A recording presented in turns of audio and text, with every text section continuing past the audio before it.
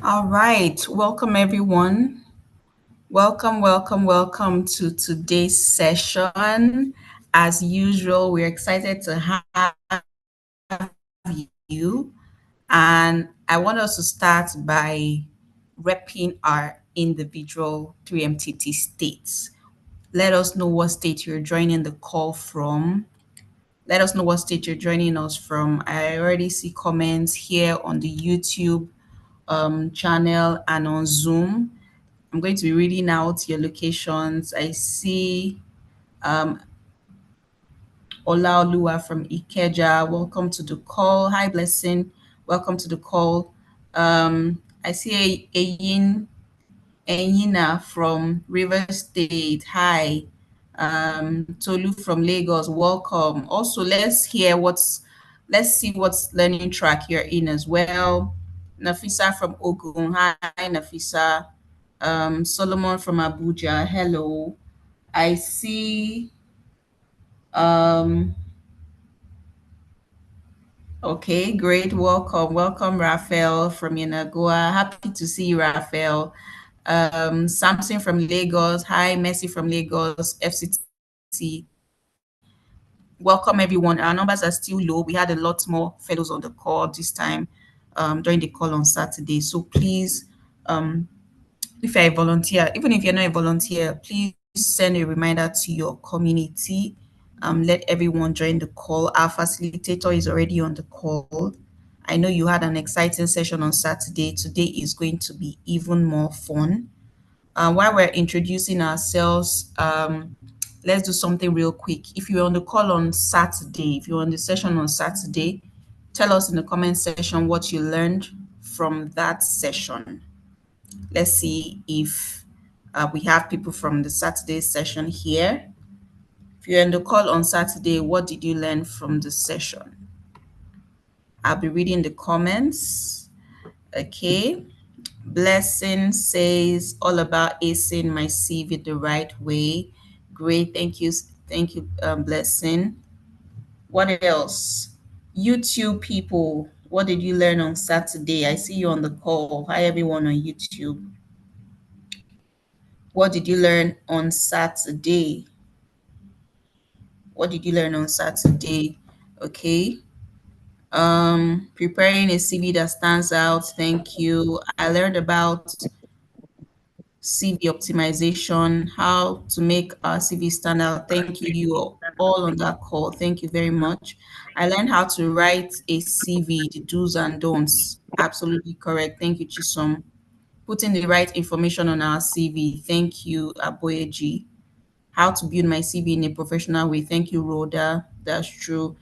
Oh, interesting, Adetola, using the STAR method for my CV. Very, very important. Thank you all. We appreciate the fact that you were on the call, you were listening. Um, Thank you. We're ready to start. Um, Ready to start. Again, please send a reminder to your community. Our numbers can be a lot more than it is right now. Send a reminder to your community and we'll be ready to start in 2 minutes. We'll be ready to start in 2 minutes. Again, our facilitator is already here. I will go ahead and read out her profile just so you understand the quality of our facilitator for this session and the fact that you don't want to miss this opportunity to listen attentively. Also, if you're going to be in the fair this week, starting tomorrow in Lagos, I need to see your comments. I will be at the fair. Let me see you share that in the comment section. Just type, I'll be at the fair. I'll be at the fair. Just so we know that the right people are actually on this call. I'll be at the fair. Absolutely. Blessing. We can't wait to see you at the fair. We'll be expecting to see you at the fair. Oh, great. I love that. Um, You might get to see our facilitator for today at the fair as well.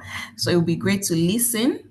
Just in case we miss out on any of your questions, it will be an opportunity to meet her in person and get some additional support where possible. Thank you. Okay, I like this. Quite a number of people will be at the fair this week. Great, great, great, great. Thanks, everyone. We are ready to start.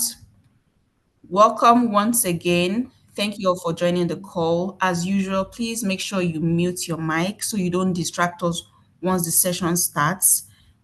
Get your notepads, however it is you want to jot down information, please make sure you are doing that. If you're in transit, good. We hope you get to your destination on time so you can focus. If you're somewhere seated, please make sure you pay rapt attention as we begin. And as we start, please do well to welcome our facilitator as I read her profile. Okay.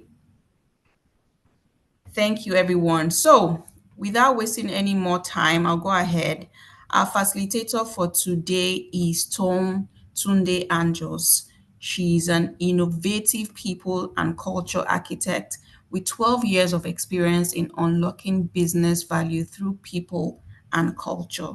She is the founder of the People Practice, an HR advisory firm that powers companies in Africa through people, culture, and technology in a bid to reshape the culture of work.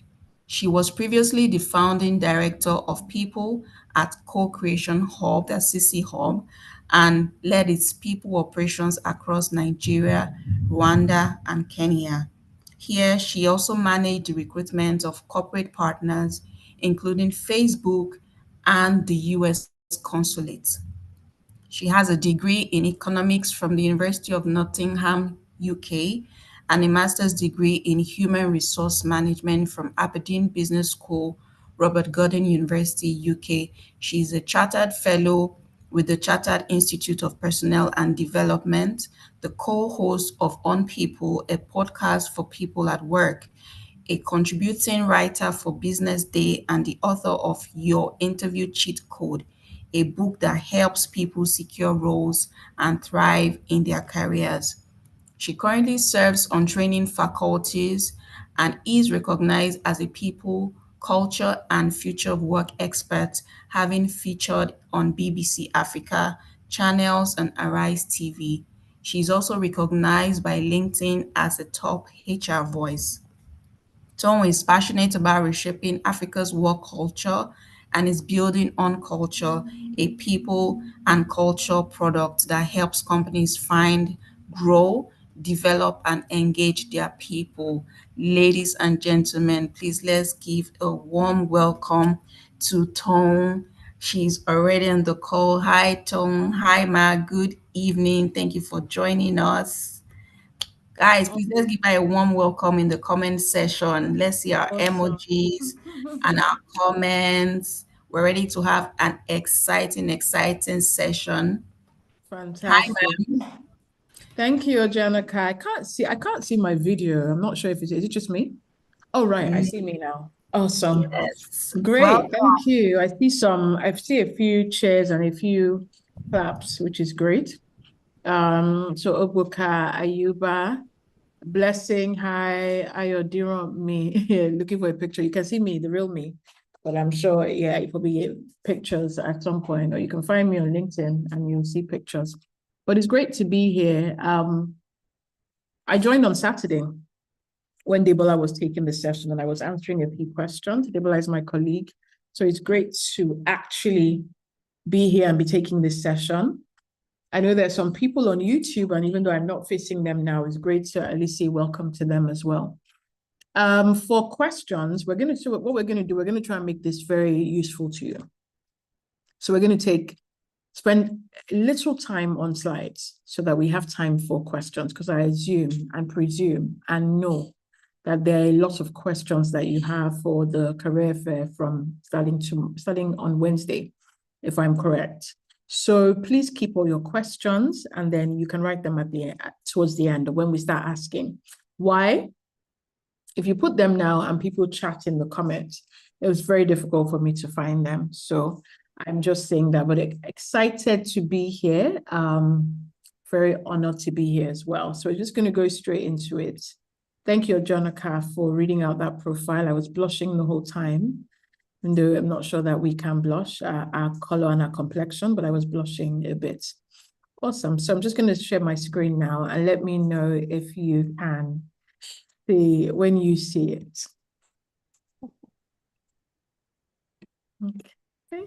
Awesome. Just let me Yes, we know. can. Fantastic. So today the focus is on acing your interviews, either technical or your non-technical interviews. I love using stories. For some of you that already know me from the DIF program, I would share a few stories as well, because I feel like people learn more with stories and it can help you. And it can help you to know what not to do or what to do, depending. So yeah, that's it. So they've already mentioned who I am. I know someone had asked for a picture. That's a picture of me. I hope it does me justice. Makeup has a way, makeup and effects have a way of just making you look very different. But yeah, that's me there and this is me here. Outline for today is understanding what the interview process is like, common interview format, acing both interviews, and practical tips for both interview types. So to understand the interview process, you have to even recognize that one, there are technical interviews and there are non-technical interviews, and then there can be a mix of both. Most companies will have a mix of both. They may have two of them on the same day. They may have two of them on separate days. The technical one could be challenges. It could span over a week. Whatever the case is, we want to get your mind ready to be able to handle these. So the technical assessments are, as the name implies, technical. Non-technical, they're looking at your behavior. They're looking at how well you do with situations. They're looking at how well you fit into culture. Now, I'll tell you something that recruiters say a lot across the world is that you can hire for attitude and train for skill. It doesn't mean that your skill should be terrible, but it means that if your skill is just okay, your attitude will make up for it. So how your behavior is, how well they perceive you to fit into the culture that they have, the sorts of values that you hold dear to you, or the sorts of values that you prioritize. But if your behavior is really crap and your technical assessments are just, 50% or half, then no one is really interested in moving any interview forward. For CVs, you can get AI to write up the best CVs. I know that Debola has also shared, the sorts of CV templates that people are looking for. So lots of people have great CVs now. But what we're finding is that you can have a great CV and then you get into the interviews and it's really just terrible because you haven't prepared for it, or you are just nervous, or you just use someone else or something else to write your CV. So it has given us a false expectation of who you are. And then we meet the real you and we're like, what happened to Tomola? What happened to Olatunde? What happened to Princewell? And so what I'm going to do here today is just to get you to think differently. All recruiters want to hire good people. People find it hard to believe. They think HR is horrible. They say all sorts about us. But I find that most people, so I don't worry, even though I called you a name, I don't mean you. I'm just using it as an example. But all recruiters want to find good people. We're excited when we find people that are a match for what our companies are looking like. We're excited. We have recruited across the nation as our company, the People Practice. We have recruited across Nigeria. We've recruited in every state in Nigeria. And we're very excited when we have people that just meet that mark. You can have the AC on again. Thank you. So we're very excited when we find people that meet that mark. So first of all, know that we're not against you. We're not looking to trip you up. We're not looking to find flaws. We want you to move to the next level. And you should be concerned about moving to the next level at every point in time. So that when they say, oh, you have 5 stages, you're not thinking, oh, the end. You're thinking, this first stage, what is expected? The next stage, what should I be expecting, so that you know how to prepare for it? So as we go into that process, understand that the interview process, there are many processes. There's phone screening, online assessments, there are text interviews, and I would explain that as well. They're on-site, they're panel interviews, and there could be case studies or whiteboard sessions or brainstorming sessions or group sessions and all of that. And I'm sure you're wondering, why are there so many stages and so many steps? The reason being, why companies do this. Some companies can just interview once and just know. So some people have that skill, but even with us who have that skill, because we've done this for so long, we do not just see one, we don't see a person once. So our most recent hire, for example, is a front-end engineer. And she still went through 3 stages with our company, right? So she went through the first stage with the technical team, and they gave her some assessments. They gave her, they spoke with her and then gave her assessments. They liked her, which is why she even went into that assessment. You know, we can call it a mini stage. And she did the assessment. She did really well. They were pleased. And it wasn't just her. There were a couple of people, but they passed on 2 to us. And then I met the person at the second stage, and I met the person with Debola who took your session on Saturday. And so we interviewed, we liked her, we were excited about her, and then she finally met the larger team. The team is not so large, we're about 14, 15 in number in total. And so she met with the team, and then when they liked her, we then made her an offer. And that was how we went ahead with that latest hire. But she still had to go through go through the assessment, she still had to go through the interviews as well.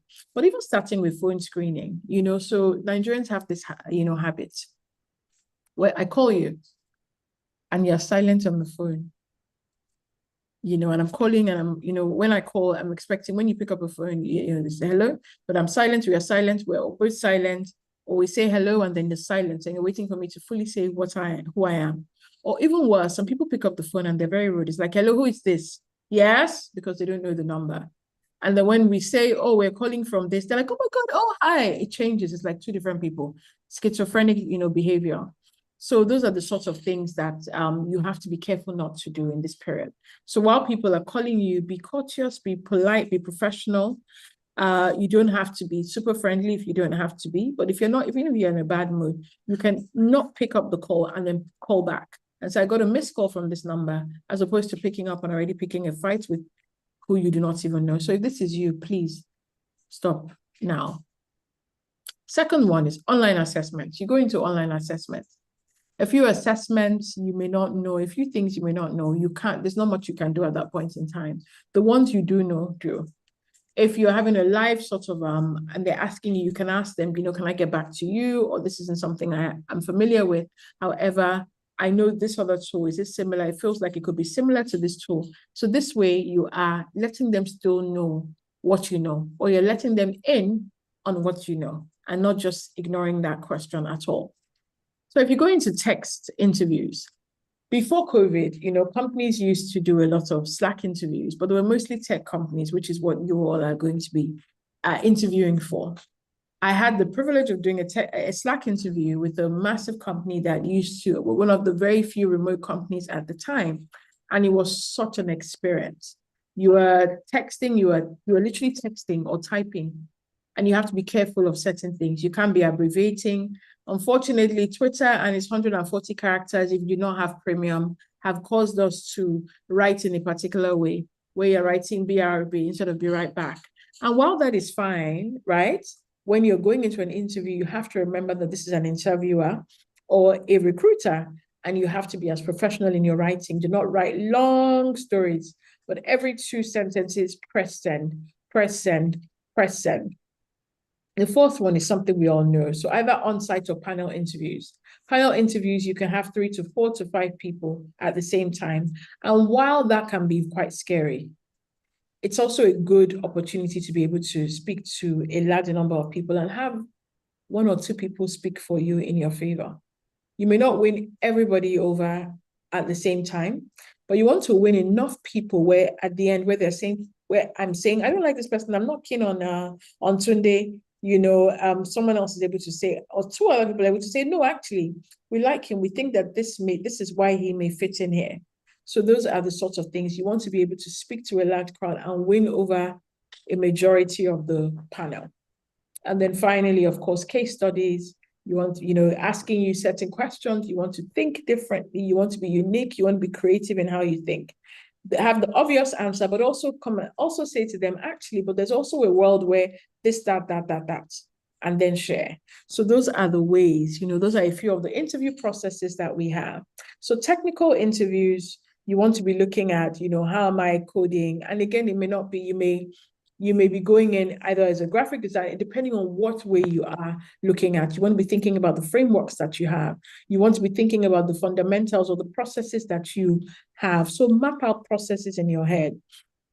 I always say to people, the best way to do any technical interview is start with, okay, this, so what?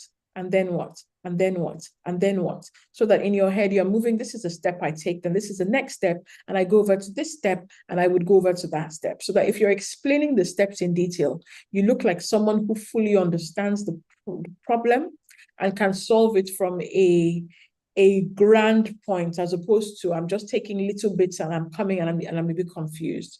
So that is technical interviews are, as they say, just focus on process. This is the process I am moving at, and this is the next process, and this is the next process, and this is the next process. Sorry, I'm just going to go into the chat. Okay, nice to meet you, blah, blah, blah. A few people. Okay, people are still connecting. Interesting. At this point, I don't think you should be connecting. I think you should be laser focused on it. We're going into crunch time now. So let's get into that. But Joy, also nice to meet you. Joy from Abuja. Okay, and so the technical interview, like I was saying, clarify what the problem is. Always ask questions, always ask questions. And I told you I use examples.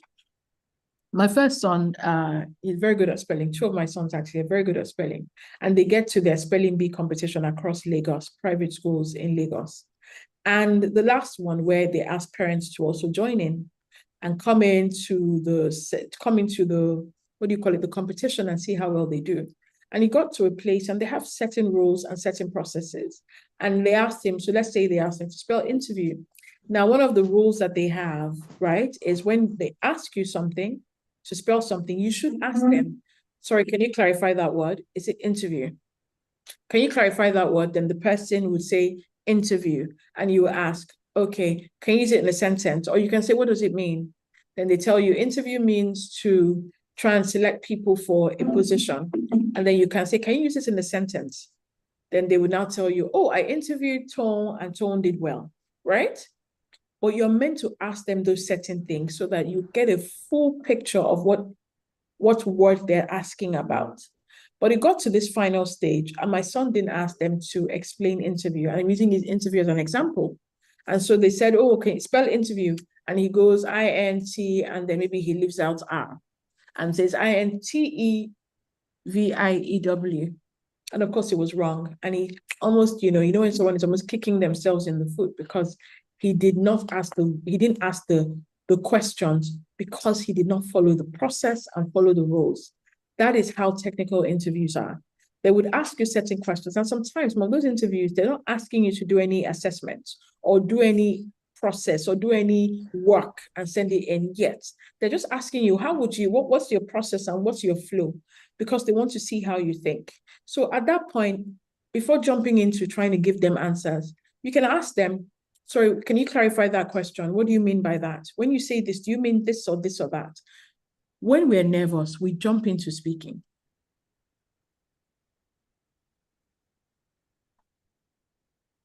You have to be comfortable with silence.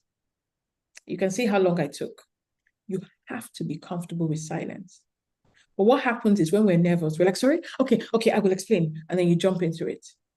Ask them, pause, take your time. Say, do I have like a couple of seconds to think about this? If you're comfortable and confident in how you say it, the answer is always going to be yes. Except you're taking too long and thinking, then they're going to say, you're going to have to move this quickly along. But once in a while, if you need time to process, take that time to process and ask the questions, right? So that you clarify what the problem is before trying to jump into a wrong solution, right? Think aloud, explain your thought process. They like to hear you're working.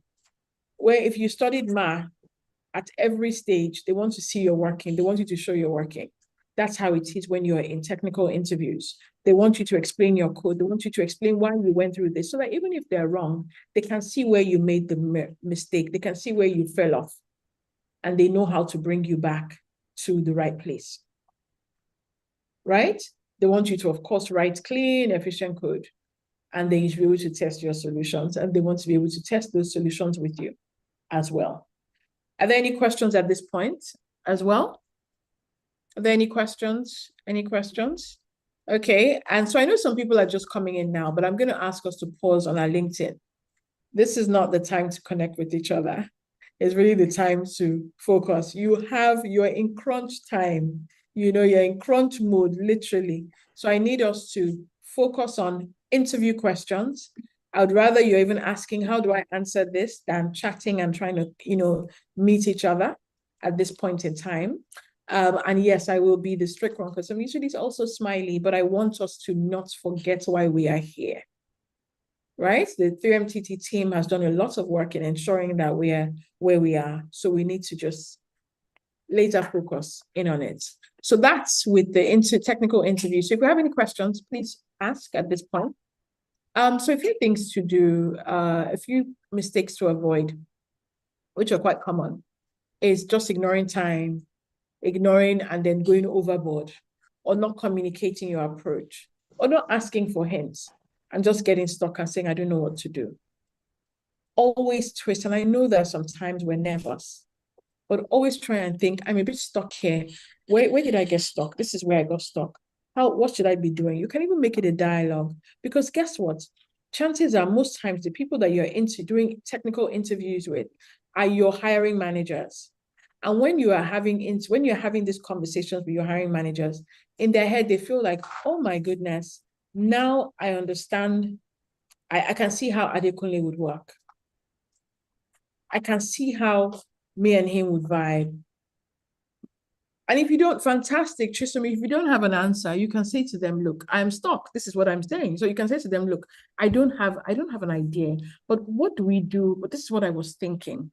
Is it possible that it could be this? Because what people like is they like you to think through. So that I don't want you to just say, no, I don't know anything. I don't know. And if you don't know, sometimes you can say, look, I don't really know, but is it possible for me to figure this out and come back to you in less than before the end of the day, depending on when you're having the interviews, right?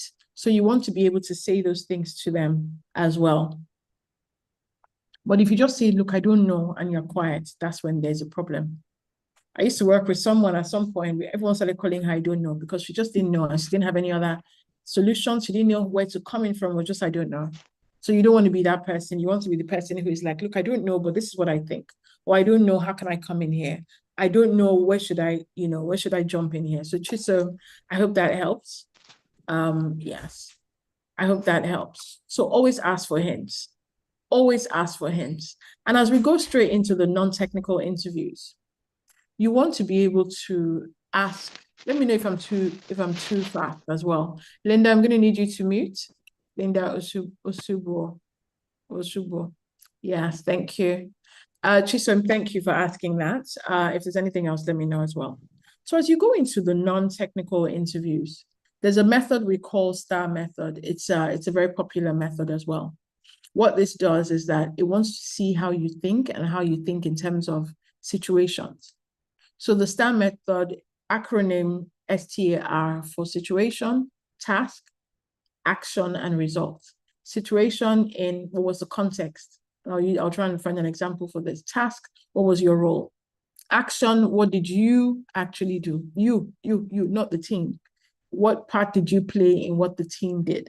And result, share the outcome. What was the outcome? What was the win? Quantify that win as well. So let's find an example as well. So if someone was to say, look, Tone, this is now the non-technical one. Tone, can you share a situation or a period where you had to sell something, or where you had to design something, or where you had to build something in 1 week? Come up with a new landing page in 1 week, or you had to manage a stakeholder situation where people were the stakeholders and the developers were at loggerheads. Tell us about the time and what you did, right? Nandem, I love that question. I'll approach it now. And so they're to ask you that, you don't want to just start saying, yes, okay, yes, one time when so there was and so what I usually do is I do this. They've asked you, tell us about a time, but now you say, oh, what I usually do, I just manage the stakeholders and I make sure they always understand. Fine, you're getting the answer. You're getting to the answer, but you're jumping many many steps, skipping many steps completely. So use the STAR method. So STAR, what's the situation? Situation is, what was the context? So I can now say, oh, okay, when I had to manage stakeholders, then I'm thinking stakeholders did not get on with the developers. They didn't understand what they were saying. So I can say, look, as product manager, there was a period where we had something that was about to come out. We're about to push out this product in 2 weeks, and we needed to have a final review call with the stakeholders to get them to understand what we're doing. Now, so that's the context. I was, and then you can now say, oh, as product manager, I already knew what the stakeholders wanted to see, but I also understood the challenges that the developers were having, right? So the task was to see how to get them to come together. So now I've done the context. The situation is, this was the situation. This is what we're trying to do. The task is, this was what we were, this is the situation. The situation was, this is where we found ourselves. We needed to get the product out in 2 weeks. And we needed it to be signed off by all stakeholders. The task is, I needed to make sure they were already at loggerheads, they were fighting, so we needed to bring them together. And that was my role. So my role action, what I actually did was I had sessions with the developers. I had sessions with the other parts of the technical team that I was managing. And then I also had sessions with the stakeholders and got them to see where the developers were coming from. And once I was able to do that, they were able to understand each other slightly better. And what that meant was, we now go to the results. What that meant was that, yes, we still met our product launch date. And our product launch was successful. However, if I wasn't able to get them to see eye to eye, it would have meant a push forward or a push backward of the date, which would have caused us our reputation, may have caused us some revenue in product marketing that had already gone out. So, you're already using some terms, right? And that's just the example for product management. On the other hand, if you were saying I was trying to push out a code and the product manager was being difficult, they just didn't understand it, but we also had this date. It can be similar. We sat them down, we had a few review sessions, and this is where we're coming from, and this is why we are choosing to go down this path. Right? So that's what I actually did. And the outcome is we were able to successfully see eye to eye and have the product out. So it can be anything. It can be, but you have to follow this story format. For you to do well in interviews, you have to be a good storyteller. And that's something that they did not teach us a lot about in Nigeria when we're younger. It was just very clearly get to the end of it, right? Get to the end of it. And so that was that. However, those are the sorts of things, this is the format that you have to follow. Okay, so I see Debola is already in the chat as well, which helps. Okay, how do you deal with nervousness? You have to practice. Practice in front of a mirror, practice with people, practice with friends. The mirror one is easy because then you can talk to yourself and then also record yourself. If you have a phone that records, which, most phones have now, you can record it. Create a group on WhatsApp with just yourself, right? And then listen to yourself. Do voice notes. Listen to how you sound. You will hear a lot of You hear a lot of actually, basically, you start to reduce them in your mind and you start to fill up those spaces. I'm not saying don't have don't have well, but you can have and well. Imagine if I came in here and I said, okay, so acing the non-interview, technical interview. So before we go into behavioral questions, we're going to look at the STAR method. And the STAR method has 4 areas. So actually, basically, there's the situation, and evidently with the situation, after a while, you're going to get confused. That can't be someone you're interviewing. You want it to flow like a story. And yes, you can say, Tony, you've had a lot of practice. I have had a lot of practice, but I've also had a lot of practice talking to myself and talking and speaking to mirrors. And that's something that you should do. If you start speaking into a mirror today and just listening to yourself, watching your expressions, watching the things you get, how your face lights up at different words, before Wednesday or Thursday or Friday, whenever you're having your own individual career fair session, you will be 10 times better than how you currently are, right? So that's something I would ask you to do. So now let's use it. Tell me about a time you persuaded a stakeholder to accept an approach. Does anyone want to try this using the STAR method? The STAR method is situation. I'm going to write it in the chat.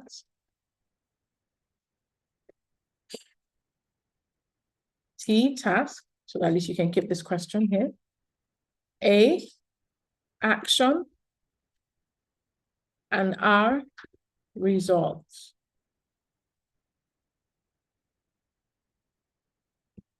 Okay, do we have any takers?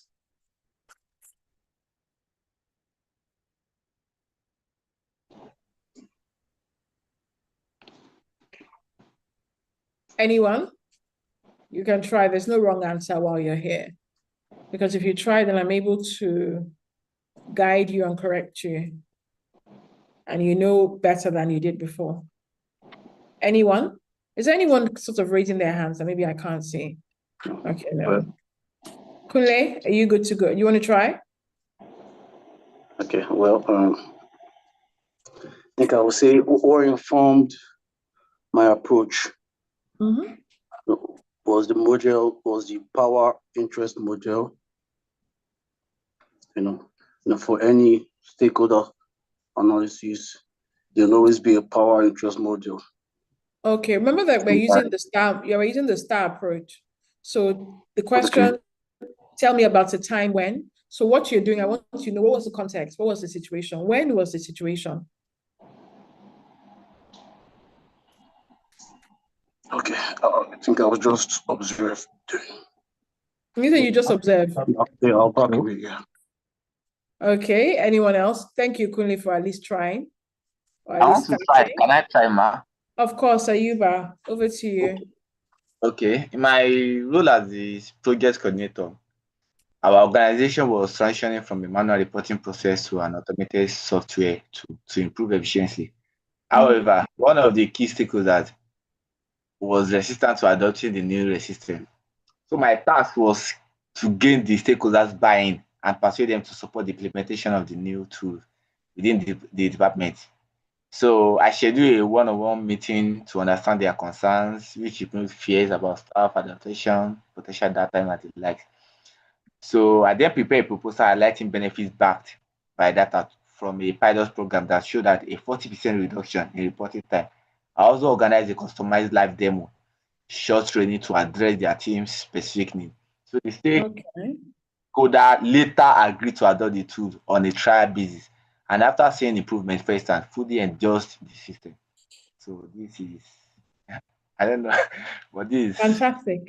Fantastic. No, so the good thing is that once you understand this model, it helps you arrange things. It makes it easier to explain. So I liked you had a situation, you had the task, you had the action. So what was the outcome? What was the result? Okay, yes, I talk about the result. I said the stakeholder agreed to adopt the tool on a trial basis. Fantastic. I missed that. Thank you. Well done, Ayuba. Okay, Tomala. Yeah, even if it wasn't favorable, Mohammed, I love that question. And you can spin it. There's nothing unspinnable in this world. So if it wasn't favorable, you can say, look, I wasn't. So in this case, they say when you persuaded, you want to get something that was you were able to persuade. However, if it was a situation where, you had to work with stakeholders, tell me about the time when you had to work with stakeholders. You can mention, I had this time, right? And then you can say, Mohammed, this is true. You can say, look, we didn't get what we wanted. However, it was such a learning experience for me because bring it back to you, bring it back to how you learned from it. It helped me understand that stakeholders all have different needs and they all have different outcomes that they're trying to achieve. So it got me to a place where I understood that not everybody is always on the same page. And that is, if you can get us all to the same page, that is 100% success. If you can get us to move the needle a bit, then it's like an 80% success, right? So that's what I want you to, that's the way I want you to. So the result isn't always going to be favorable, right? Yeah, so thank you so much. Thank you, Ayuba. Loved it. Tomala, you wanted to try? Okay. Good afternoon, Oh, your line is everyone. bad. Good Your line is afternoon. bad. So, Sorry, is it there just was a me? time I just started out. Can anyone else hear his line breaking? Yes, his line is breaking, ma'am. Yes, Okay. line is breaking. So Tomola, we'll have to come back Oh, to you. okay. Let's see if we can fix that for you. Right? Okay, Chisom. Yeah, awesome. Great. Chisom, you can go ahead.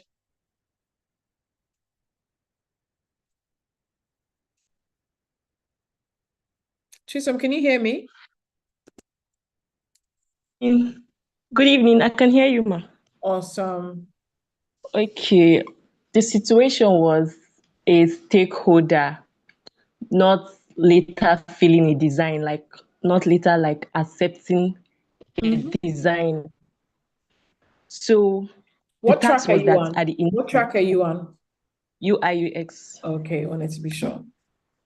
So the tags I did was like at the initial, most of them give like verbal prompts or raw stuff of what they want. So the thing is that I first of all understood the PRD.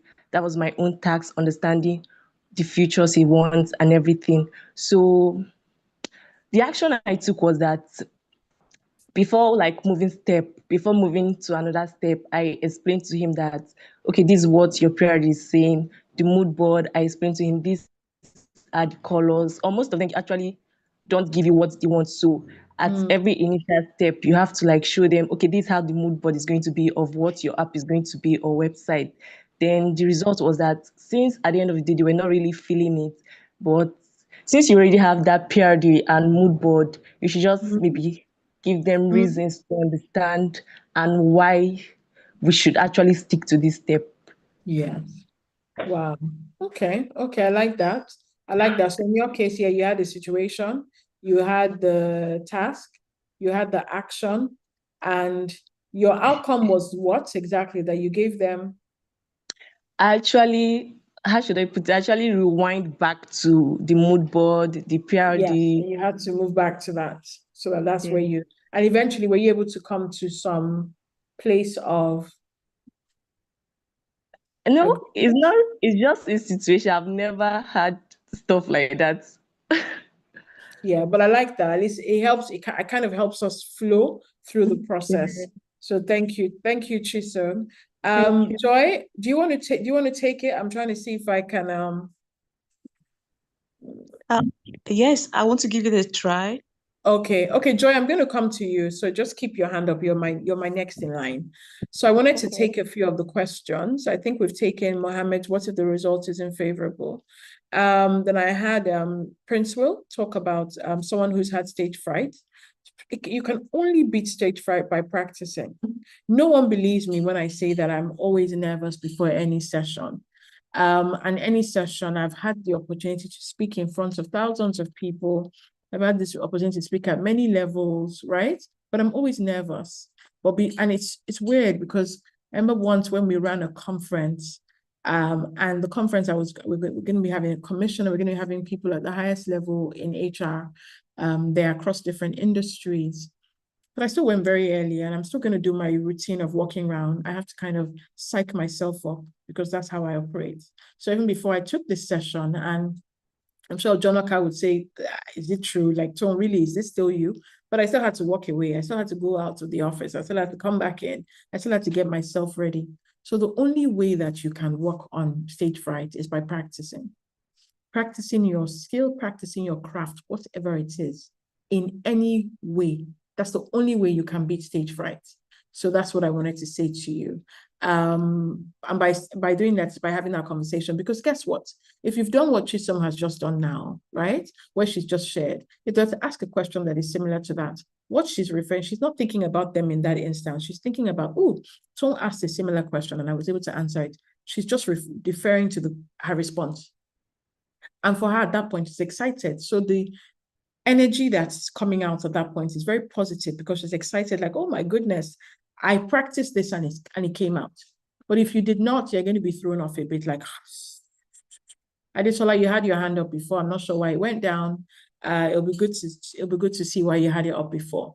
So those are the so that's what I would say to you in Princewell. Then just going back to what if you don't have experience? Oh yeah, so it's impossible not to have experience. Your experience doesn't always have to be work experience. It can be when you volunteered, it can be when it was a project, it can be anything related. You have to find a way to bring it home. Right? You have to find a way to bring it home. And you can tell them beforehand. So one of the things that I do a number of things. And I know we have a lot of people here who do lots of things. I write, I sing, I play the piano, I draw, I create content, I write books, I write songs, I do lots of things. So if you ask me anything, I could be coming from that angle. I mentor, I train, I'm on boards, I'm on, I work, I own a business. There's so many things that I do, right? So if you ask me anything, I can pull an example from anywhere. I can pull it from, in my board experience, this is what it was. A board committee, this is what I had an issue with, and this is how I managed it. It doesn't always have to be about the current role that you are looking to get into. They just want to, what they're trying to do, if you know those perfumes where they say, if you like Chanel number 5, you will like that. That's what they're trying to say. They're trying to say, if Onyinye has done this before, then we know that Onyinye can do something similar in a different context or in a different situation. That is what they are trying to look at, right? So that same applies to Motoraya as well. Same applies to you. Still answer the questions using your different career, because it's transferable skills. Persuading a stakeholder in any industry is the same. It's just different examples, different situations, but similar outcomes, right? So don't get flustered about, I'm just coming into tech. Don't get flustered. The focus is, these are technical, this is how I'm going to answer technical questions or technical assessments. But when it comes to interviews, what they're looking at is, people always get worried that people who are going into technical roles are a bit stiff, are a bit not trying to have conversations, are a bit not trying to keep to themselves. You want to show them that you're able to pass on things, to them. You want to show them that I'm able to escalate. I'm able to communicate well. I'm able to speak well with my product manager. I'm able to speak well to stakeholders. I make sure things make sense. I don't just say, well, I'm a dev and that's it. You get it or not, right? I speak in layman's terms. I bring, technical concepts and I break it down in a simple way that even children can understand. Do you understand what I mean? So that's what they're looking at. Okay, Joy, over to you.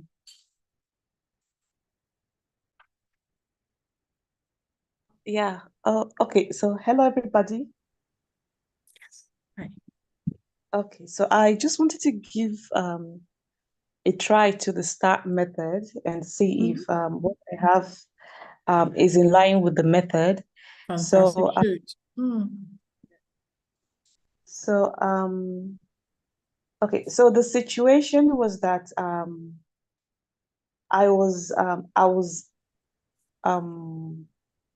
was assigned to come up as a front-end developer. First, I'm a front-end developer. So I was assigned to come up with the UI components for a health tech app, which we were developing. And the situation was that I was given just 2 days, and I had to collaborate with the UI UX designer. And he started on the work quite well. And with time, he fell sick, and the whole project was taking long. So I had to step in and get another UI UX designer who would take up that task and come up with the Figma design so that we could complete the project on time. And so the action which I took was that I had to look for somebody to come in as a volunteer or to take up that task. And the person did that. And after that, I was able to responsibly build the front-end logic for the health app, and it fetched and displayed a lot of components, the doctor's availability components in real time, which required clear API contracts, and error handling for the failed request. So within and then the challenge was that we were just given a limited time, which was just 2 days, but I had to ask for more time, and we had like a week to do that.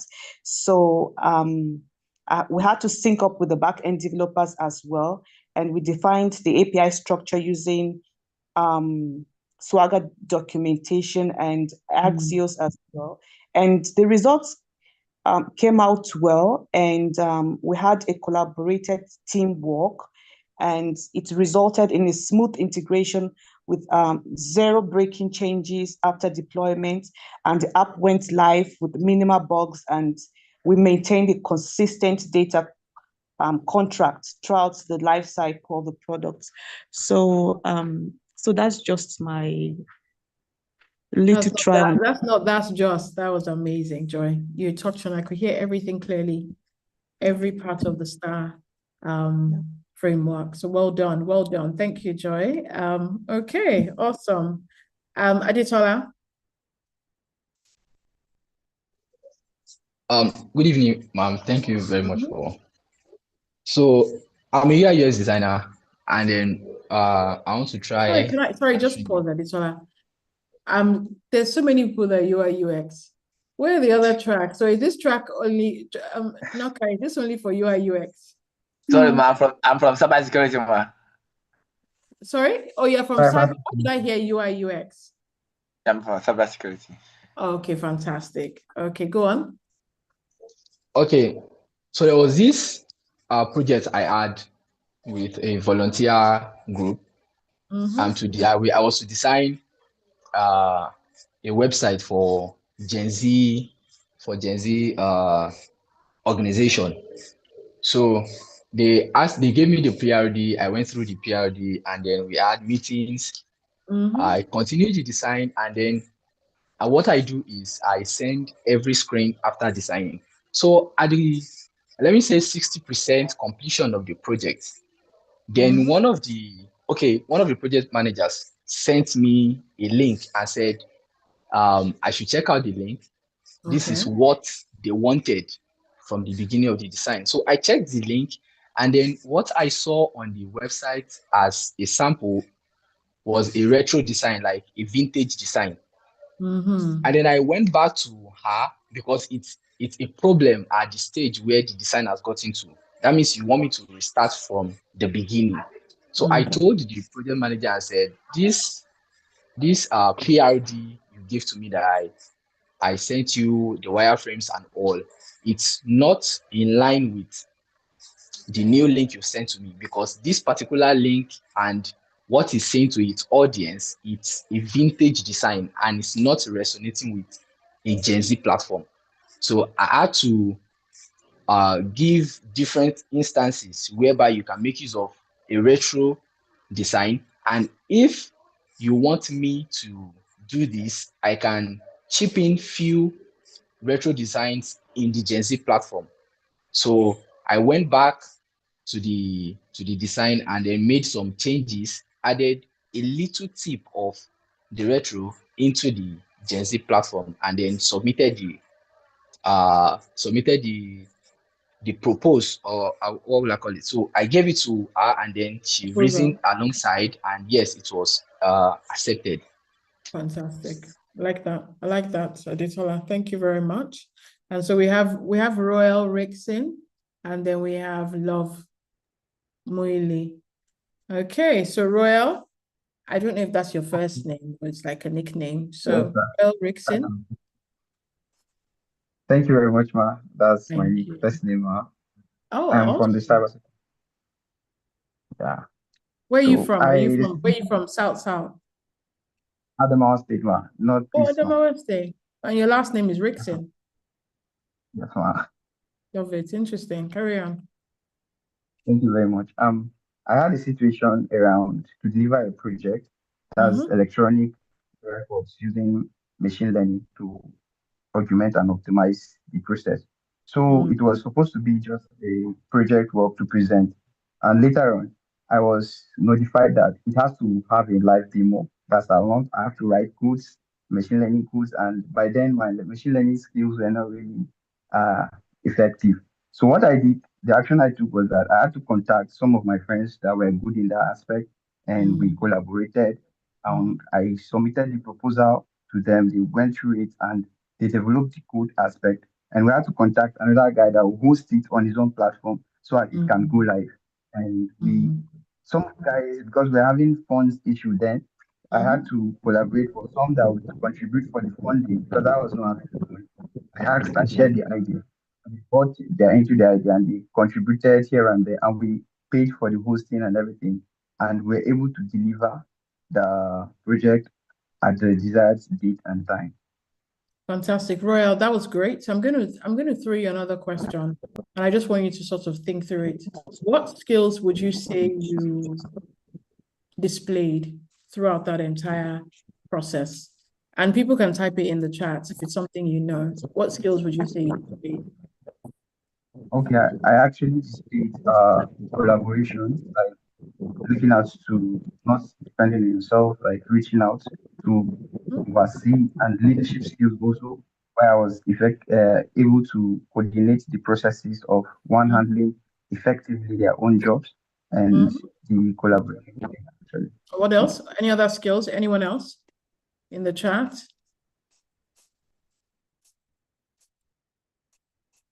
Okay, so you said collaboration and leadership. What about problem solving?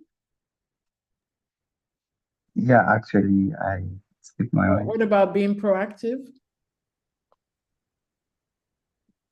That's actually on the line. What about time management? Sure. I did not think along that line, actually. I say this, right, to just say to you all that there's so many skills. You know, sometimes people feel like they have to cram. They ask you, tell me about yourself. You start shouting, my name is Royal Rickson. I have great communication. You don't need to do all that. By the time you say a few stories or not, I already pick out what's, and that's how we think. We're already thinking, oh, this person has, you already displayed 5 in example, in a situation, as opposed to cramming. If I had someone sharing this story versus somebody saying, I have strong collaboration skills, I have strong leadership skills, but nothing to back it up, no story to justify, who do you think I would really trust in this instance? The one with the story.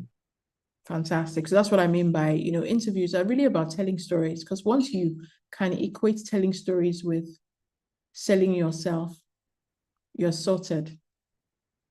Right? So Royal, awesome. I like that yours was also a training. So I saw that, someone had asked Debola in the chat, what sorts of interview questions come out? The first one is, tell me about yourself, or who are you? Who is love? Tell me about love.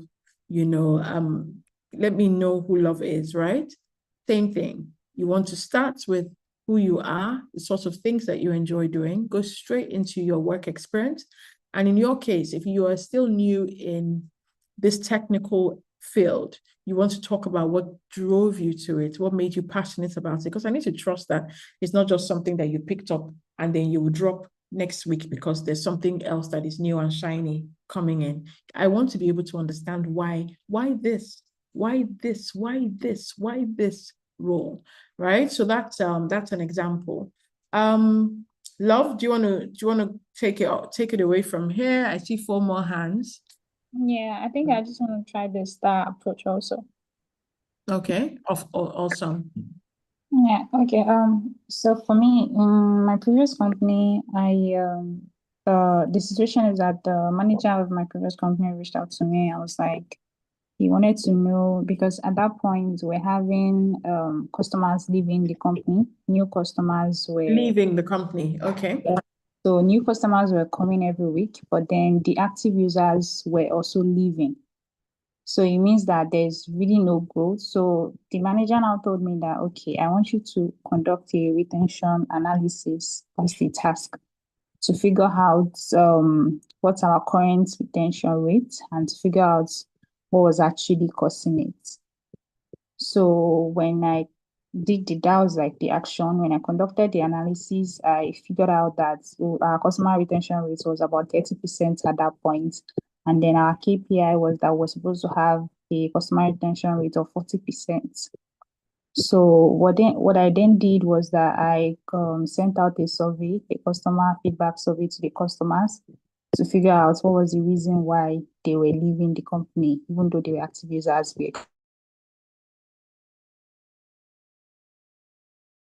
Awesome, awesome. And can you hear me? yes, yes. Sorry, can you hear me? Yes. Okay. So they wanted to figure out what was the main reason they were leaving the company. When I sent out the survey, I figured out that it was major reasons why they said they were leaving was because of our customer service team. They were really getting what they wanted from our personnel. So then I recommended that our customer service team undergo some sort of series of like training in order to be able to boost how they react to it, like how they relate with the employee with the customers rather. So and after like a week, rather after like a month, because now the recommendation. So I tried to see has there been a change after implementing this recommendation. Then I figured out that our retention rate actually dropped. So that was basically the result. Wow, I like that. It was very clear, love. Extremely clear. Did someone just write on the screen? Olatunde Ade, can you erase that, please? I know they've taught me how to clear. Let me see if I can clear it completely. Clear all drawings. Okay, done. Just so that we're careful. Oh, Toluwalashe. Toluwalashe. You've just drawn. Let's clear. Let's be. Or were you trying to check to see if you could do yours too? Let's try and be careful. Thank you. You've taken it off for me. Okay, love, thank you. I think that was very useful. I also noticed, I like that because yours was even a different sort of example, but I liked it. So well done on that. Every part of the star I cared and understood. So I'm just going to go back. I know that people were typing in the chats. I see people talking about the skills that were shown before.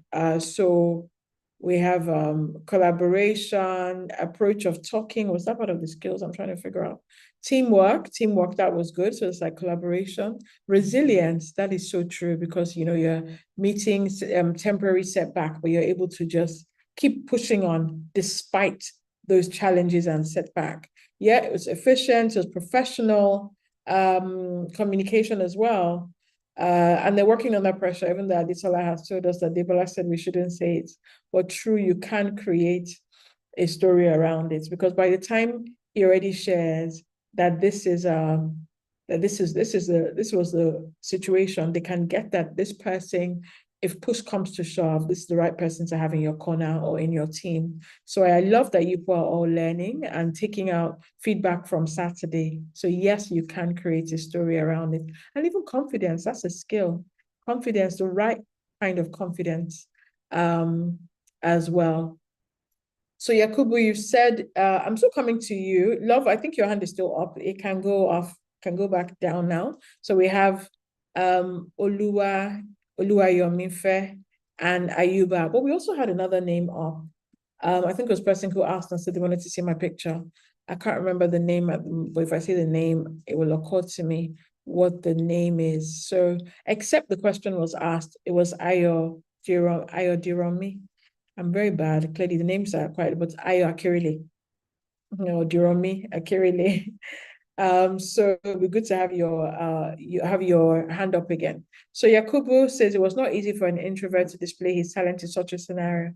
But when it comes to a practical approach, I believe it could be allowed to display. In this case, how would you advise? So unfortunately, I want to believe that your question is introverts will struggle with storytelling and would struggle with sharing in this manner.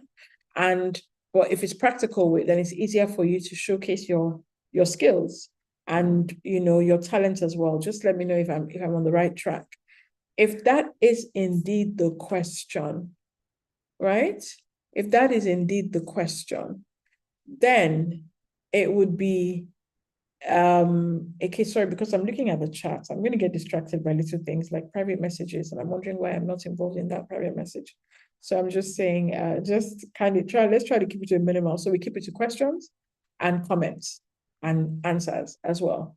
So, yeah, so if that's the question, Yakubu, unfortunately, the way the interview process works is that it requires vocal utterance. It requires language, it requires sound, right? And that's what it requires. So now you'd be lucky if there was an assessment beforehand where you've been able to display your skills, right? As well. But in the case where the assessment is afterwards, you have to be able to showcase things about you. And you don't have to be like me. You don't have to be all colorful with all your stories all the time, but you have to be able to say things in a process. So that whole bullet point in your head, and then I move to this next step, and then I move to this next step, and then I move to this next step, and then I move to this next step. Do you see what I mean? So unfortunately, interviews involve speaking and sharing and vocalizing, which is why I would always take you back to the practicing in front of the mirror. It is very important that that is something that you do ahead of any of the chats at the career fair. Debola has put questions down. Take those questions. Practice, practice, practice. Speak to yourself, just so that even if it's the examples you're saying, you're getting comfortable with them, because that confidence is what would show because you have practiced. Yes, and on that note, can we have Oluwa Yomife? Yeah. Okay, yeah. Good evening, Ma. Good evening, everybody. So it is Oluwanyomife. Right? Oluwayomife. Yes. I like it. Yeah. If I say it as Yomife alone, it's easy. Yes, it's fine. It's fine with yeah. fair alone. What does it mean? I know it has something to do with love. It's just short form is the chosen or beloved. Oh, nice. But to translate based on the on each syllable, it will be God chose me to love. Yeah, that's it. That's a sweet name. Okay, Oluwayomife, shoot. Yeah, so I want to give the star a try. So for me, yeah, I'm from the product management learning track. So I'm new to tech, but I'm going to be using a situation from what I do, a production manager. So in this case, the situation I had was having to balance the stakeholders' need and the user need. And it's in the sense that the stakeholders wanted a gene. We run gene production, we run outfit production for kids, for schools, uniform basically. So the stakeholders, that's the school management in this case, wanted a gene as a uniform for their students. And of course, the challenge here was that there was a limited time frame. We have about 3 weeks to run gene for about 150 pupils. So they wanted a unisex, sex-based gene. That is, male will have their own design, while females will have their own design. However, getting to the production team, we realized that that wouldn't be workable considering the time frame and considering the costing. So what I did here is that I suggested that we do a unisex gene production for the pupils, considering that we'll have male and female that they can use the same size. And it will be easier to produce since it's the same pattern, it's the same design. It will be easier to produce rather than having to have male separate, female separate. So of course, it took a while before the stakeholders could agree to it, but eventually they agreed to it considering the factors, that is the costing and the time frame. And the result here was that we were able to produce and everybody was happy. And it came out nice because over time, they were able to adopt it as their uniform and they didn't have to deal with the headache of, oh, it's a female child, it's a male student. They had a uniform size, a uniform design of which it was just variation in sizes. And we were able to do that. So that's the result. Thank you. And especially because they were kids, right? It was for kids. Yes, right. For kids. Still, yeah, it's fantastic. I like that. And it was like a nice story. You can even ask, people can ask following questions, from that, because that's product management, and even though it's product management, it's also for like a manufacturing industry. So it's a different approach, but still the Yes. same STAR method can be used anywhere else.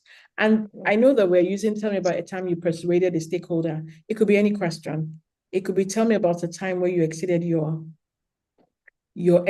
plans, right? Or tell me about a time where things didn't turn out as you expected. So I remember someone asking, I think it was Mohammed, what if the response was negative, or what if the feedback, or you got to the end and you change it into a learning experience and you let them know. But I'm happy that in hindsight, I'm happy now. I wasn't happy then. Maybe true, but I'm happy now because these are the things I learned, and this is how I will handle it differently. Or if this was to happen now, it's a way of closing. If this was to happen now, this is how I will end it, right? So that is a good way to answer that particular question. But thank you so much. I really enjoyed that. And now we have Ayuba. Ayuba, do you want to go? And then Gloria can go. I can see Debola in the chat already. I'm sure at some point Anima will join in just in case. Okay, so Ayuba, do you want to go? Yes. Good evening, everyone, once again. Actually, my own is kind of a question I wanted to ask. Okay. There's this situation I have, so I just want to clear the conscience like that. So I'm into the cybersecurity course and cybersecurity track, and I did my IT as a QA software tester. So there was this situation I was having. There is this general manager, like there is this man that have a lot of companies under him. So the man brought a solution to us. The solution is SAS, software as a service solution, in which you have to design a site in which the people can create ID cards, and that ID card they will use it for access, they will use it to pay as ATM card, they will use it for different functions. So there was this manager of that one sub-head company. So the manager, obviously the woman is a woman. So this manager was now like, okay, if we do the solution, we should just put the identity part, and we should not put the payment part on solutions. So when this woman said we should just put the that means the overall boss said we should put the payment system. That the woman, we've already put the payment system. So the woman said we should not put the payment system. So I was having like two stakeholders conflicting each other here. So we don't really know what to do here. So when the organ now called me and now explained to the organ that this is what the woman was claiming I'm the product owner, I'm the this. So this is what the woman said. So what do you suggest? So I think the man called the woman that they should leave us so that we should put the payment system with the card design the system. So then we present the solution, we give it to them, and it was in fact we have like 5 universities in Nigeria using it currently now. But the situation is like after then, the woman was now like talking to me like you wanted to make them to sack me, you wanted to collect proof. So I was like, I feel bitter. I was like, have I done anything? So I wanted to ask if in case you have like 2 conflicting stakeholders, one wanting one and one wanting other. Like, and I try to bring the 2 of them together that okay, this is the situation around. What do you both want? So is it that I act out of unprofessionalism, or I really did wrong to the woman? Ayuba, sorry, I'm very one track. So when you said you were speaking, I thought you were answering the STAR method. Once you took me off, it throws me off. But in terms of managing stakeholders, we're always going to have we're always going to have people that we're reporting to and dotted lines to different people, and they will not always agree. You have to be emotionally intelligent enough and professional enough to know how to handle this without killing yourself. Because what happens is you answer one and the other person becomes a problem, or you answer the other one and then you have a problem with the other person you did not answer. So at some point, you may have to refer to someone or defer to someone who is higher than you, where the person can take it up with them. If there are now 2 people that you report to directly, at different point, you have to be very clear in saying, manager A, or manager B had said, is that something you would want to agree on, because it's starting to affect how I work. Now they may scream and all, but they also know that you've made it clear that this is affecting how I work. What should I do? How do I prioritize? Now, if they're all on 2 different if they're on 2 different projects, then you have to figure out which one is priority. which one is urgent, which one has a closer deadline. That is the one you face, and you try and work your socks off until you can handle both. But that is it. I didn't want to take that because if it was in the comments, I would have been able to understand it better because I would have been reading it. But you saying it, I didn't know where to stop and start. But I hope that helps you in terms of how to manage multiple stakeholders at different points in time. So that's it, Ayuba. So thank you. Thank you. I wasn't sure if there was someone after you, but I feel like that may have gone if there was. Okay, so Blessing, I can see your question. Talking about working under pressure, the last interview I went for, I was asked, can you work under pressure? I answered yes. Was that how I should answer? If no, should, in case of next time, how would the response be? If they ask you, can you work under pressure? You can say, I mean, at every point, you want to be able to work in a place where it's fully calm, but you also recognize that work has different things that can come up. You've had to work at different situations where there are emergencies or urgent things pop up, and you recognize that business cannot carry on just at that level. And so, sorry, so that's the way you should literally answer them. It's not to jump in and say, yes, I can, and as if, oh, yes, I can, give me all the work, let me die. You can say, yes, I can. However, you also recognize that there are going to be times where pressure pops in or certain things pop in. And so you're happy to work in those instances. But to be perpetually in a place where they're constantly under pressure, it cannot be good for anyone's mental health. And you can laugh it off or let them know that times of pressure, times of you're okay to work in those periods as well. Yeah, so I hope that helped you. Samuel, do you want to go?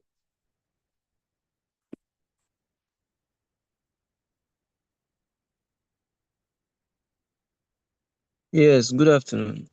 Good afternoon. I actually want to ask a question. Can I go on? Okay. Do you want to type it in the chat? Because so that it would be, anyway, go on. Let's see. But for further questions, if it's okay to type in the chat as well, so that I can, because I thought we were trying to answer the STAR method, which is why I said, or you can go on. Yes. Okay, thank you. So this afternoon, I got a call from Technology for the links that were sent to us to apply for jobs. So I got a call for one of the applications I did, and the caller was actually interviewing me. So after the entire question, I think everything went well. We were okay. And they said, okay, tomorrow at the fair, I would meet them to do the assessment on the speaking and writing assessment. So I had an issue. I wanted to this afternoon Demola accepted me on LinkedIn. So thank you very much for that, Demola, if you can hear me. I wanted to You mean relay the issue Debola? to her, but I felt that Okay, Debola. Okay. Yeah. Okay, sorry, Debola. So she spoke about, but she didn't talk about this one. But I wanted to ask, because the issue that now caused a little concern during the interview was that presently I graduated with an HND, but I am running a top-up program, which is going to get me a BSc by next year. And the program is just on the weekends. So just because of that, the interviewer said we can't work. And I tried to explain that, okay, the program is just, I'll be working on weekdays, no problem, no cause for alarm. But he explained that, okay, for the fact that I would not be able to give my 100% time, that would be a concern. And I could have not stated it and he wouldn't have known. But based on the fact that the Debola explained to us that we should be truthful. Yeah, you did So honorable I job. had to bring it up during the interview. So Please, sorry to cross talk. Please, which interview? Is it the one we are supposed to have tomorrow and Wednesday and Thursday? I think they sent the link to everybody. So myself, I applied for one of the links, and they responded to me. So that was the call I got this afternoon. Okay. Which is one reason why I don't like to take this sort of random questions. You can see what happens. So in terms of, first of all, you did the honorable thing in sharing with when companies are like, because what you've said to them, just to be clear, is that I can work during the week. Weekdays, I'm in school for a top-up program, right? Simple. Yes, weekends. Weekends, Yes. yes, I'm in school for a top-up program. I think that one, that was very honorable. And then two, that also shows ambition. And three, it also shows that you're someone who pursues growth, who is thinking about growth and learning and continuous development. Any good and decent employer should be happy Yes. to have you. Now, the only reason why they may say they can't agree is if a lot of their work spills into the weekend, and not just casually into the weekend, like, oh, Samuel, I need you to, it's possible for me to jump on something. But actually, if it spills into the weekend, like Saturday, we expect you to be doing 9 to 5. Sunday, we expect you to do 12 to 7. Do you see what I mean? So, and if that is the case, then you may be dodging something that may not be for you, that is clearly not for you right now, because what is very important to you right now is the top up so that you have the degree or you Yeah. have your BSc. So that is more important than what you have. A decent employer will understand that and would respect that. So I don't want you to beat yourself up about it. If you did not, now imagine the reverse. Yeah. If you had not told them, then week one, they tell you, oh, Saturday, you have to come in at 8. And then you start saying, oh, no, I have a BSc program. That'll be even worse, because then you'll be like, oh my God, you should have told us. But again, in your head, you're thinking, but this is not the day I'm supposed to be fully actively being physically at work, right? And it starts to be a struggle, and you can't last there if that is what they need. So yes, except so you did the right thing, is what I would say to you. And I know that it's painful because right now you're just like, I want a job, I want a job, I want a job. But again, it's not any job. This job would not have been right for where you are right now and where you're trying to get to. It would have conflicted with your goals. And if you had stepped down on BSc for this job, it would have been a complete mistake for you because you have a goal of getting your BSc, right? So Samuel, I hope that helps. yes. Okay, Nofisat, so Yeah, good to thank see you very you much. here, Nofisat. Now, I don't understand what you mean.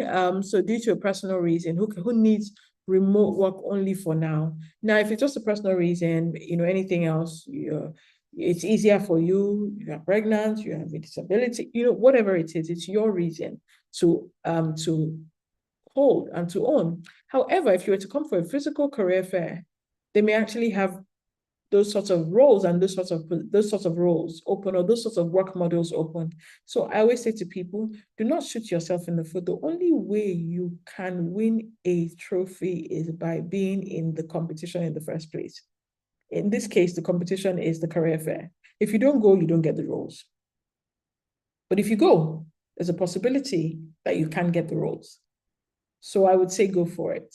And then when you're there, when you're vibing, you've gotten a good, and they're excited about you, can say that right now you're looking at this. You're wondering if that was something that they had, but at that point you've entered, the person is excited about you, the person likes you, the person is like, this person can join us. But if you just completely cancel it out, then it's completely canceled out from the get-go. So I hope that helps. What if one doesn't fall in some of the requirements? Okay, Debola has already answered that. Then I'm trying my best to build my confidence, but my husband is not encouraging, and his words hit me so hard that I feel like giving up all the time. I really want to be a part of tech since I left school 2017. What should I do? You need to also, Hajara, my heart goes out to you. You also have to mix with other people that can beef you up, especially in a place where you're already feeling low in one area. You want to be in communities like this. You want to be with people who are saying you've got what it takes. You keep at it, which is also what I imagine that the different communities within 3MTT are doing, and the difference at the state level.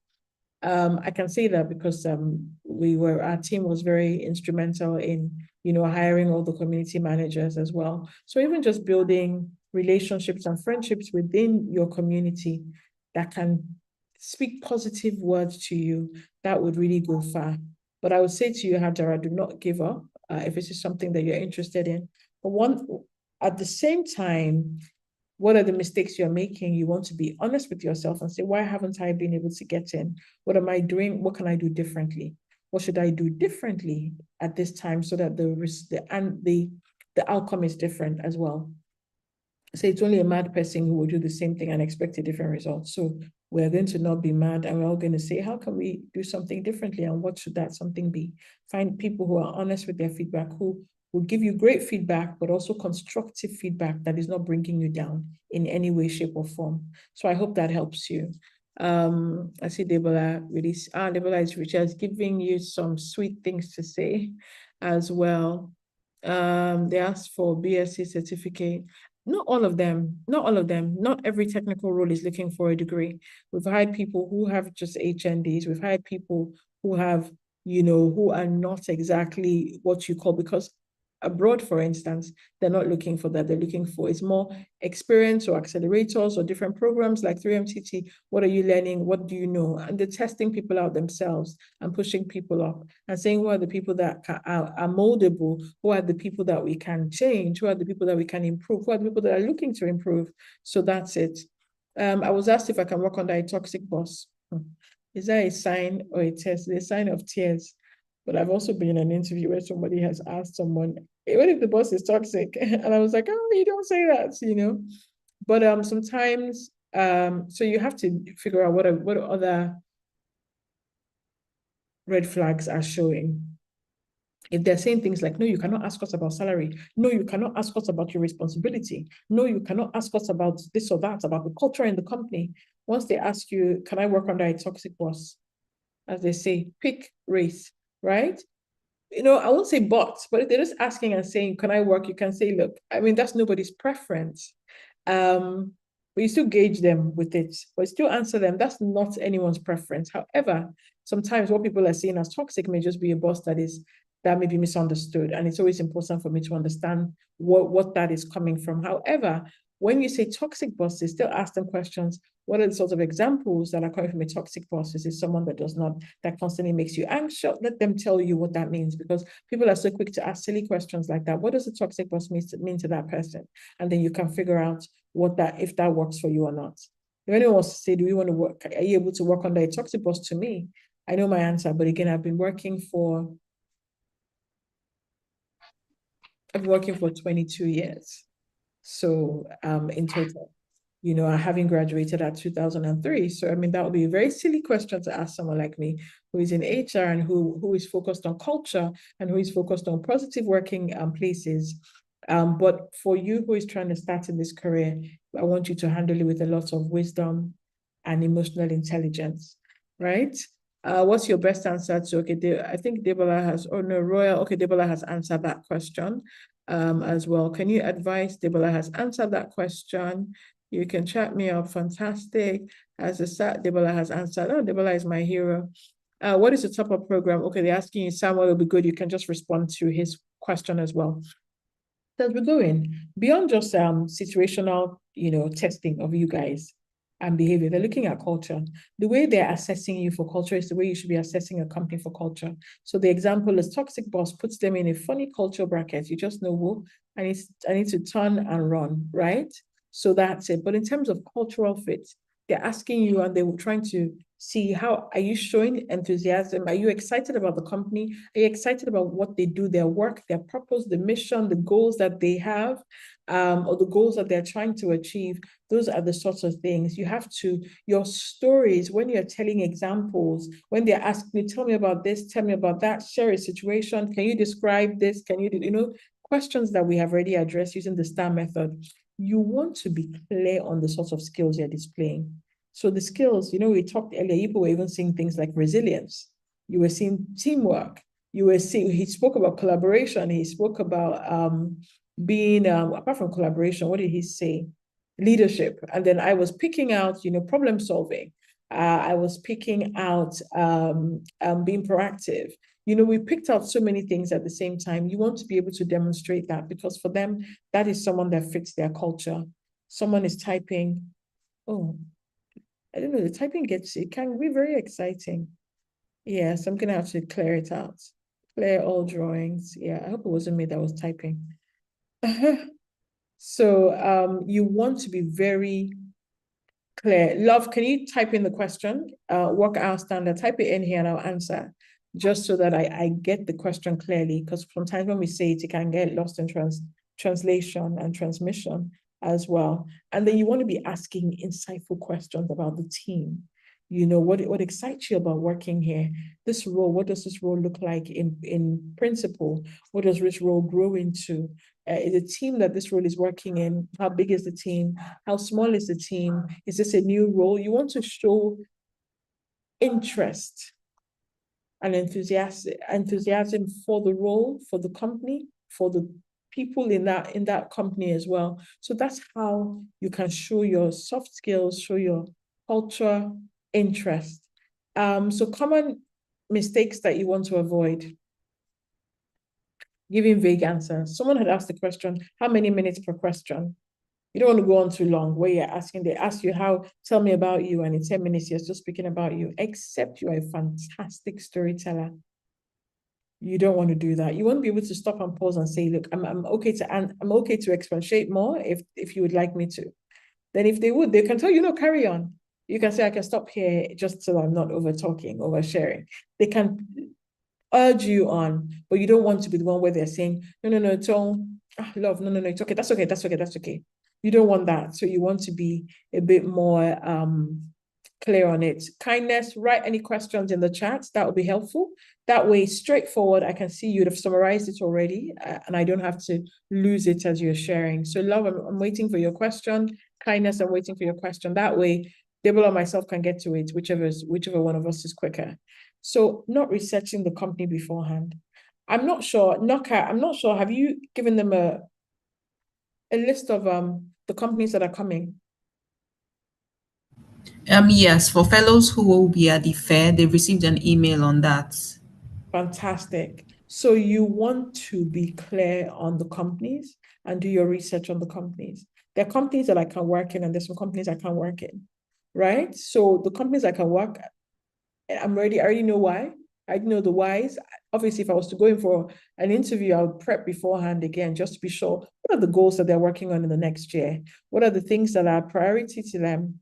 How do I fit into their mission? What is it about Kamalu? I've seen your name like 5, 6 times. I'm even seeing love hearts. I want to believe that your child has hijacked your phone and is writing across, then you can be forgiven. Thank you for taking it off. There's still an arrow. Awesome. Awesome. So yeah, so in terms of you cannot be forgiven for not knowing the company. You cannot ask them, what do you do? If I'm in a career fair and you ask me, what do you do? I'm moving you swiftly along because I don't have time for this. Kamalu, it's all okay. Oh my goodness. This is what you were doing before, just in case you're not sure, right? And then don't forget to ask questions at the end. You want to be able to say to them, look, is this role new? Like I was saying, just questions, what should I expect next? I'm quite excited. There are a few things I couldn't answer. Are you okay with me sharing sending the responses later on to you as well? Kamalu, I wish there was a way to even stop you from writing. I'm not sure if you can even hear me. Noka, what do we do in this instance? We can kick him out of the call. Awesome. So I'll Yeah. leave you to do that. Am I the only host or are you a host as well? No, it's okay. I need to get someone to do that. I need to get the other host to do that. I don't have that right. Okay, because I'm not a host on this one as well. Yeah, so Kamalu, please, for our sake, so I can even see the Kamalu, actually, you know what? Can I hear your voice? Can I hear that you can hear us and that you understand the words that we are saying? Because even if it was an error, you should have heard us call your name a couple of times by now. Okay, then I'm not able to help you. So Noka, happy for you to take off the call because you take them off, so I feel like you can hear us to an extent. Let's try and make it a pleasant chat and session so that everyone else can see and hear as well. So ask the right questions at the end as well. So okay, Nafiset. Okay, Kindness, your question is the companies that you are working with me, which locations are there? I don't understand the question. Do you mean with me or is that to Noka?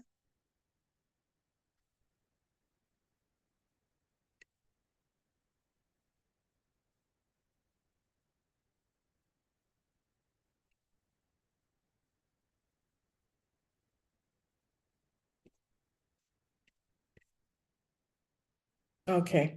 So now I've just read Love's question. Sorry, I was reading it.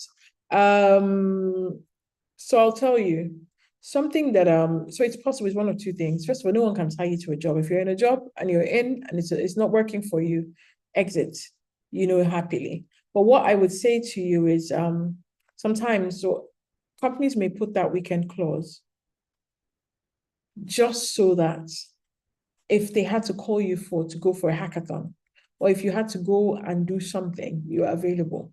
I've done that for a company that I was in that is in the tech space. It's one of the biggest tech companies in Nigeria and innovation companies in Nigeria. And we used to have those weekend things because sometimes as a company and as a team, when we run hackathons, we would have some members of the team there. Or if we had to represent our panel sessions as well. But that wasn't so, I was in that company for a couple of years. And on Saturdays, I can count the number of Saturdays I worked in 3 years, maybe 5 or 6. Right? So I would say to you that let's not be too rigid, right? Let's not be too rigid. It's good that you've mentioned it and brought it up to the HR. So the HR has been the one to also share with you that they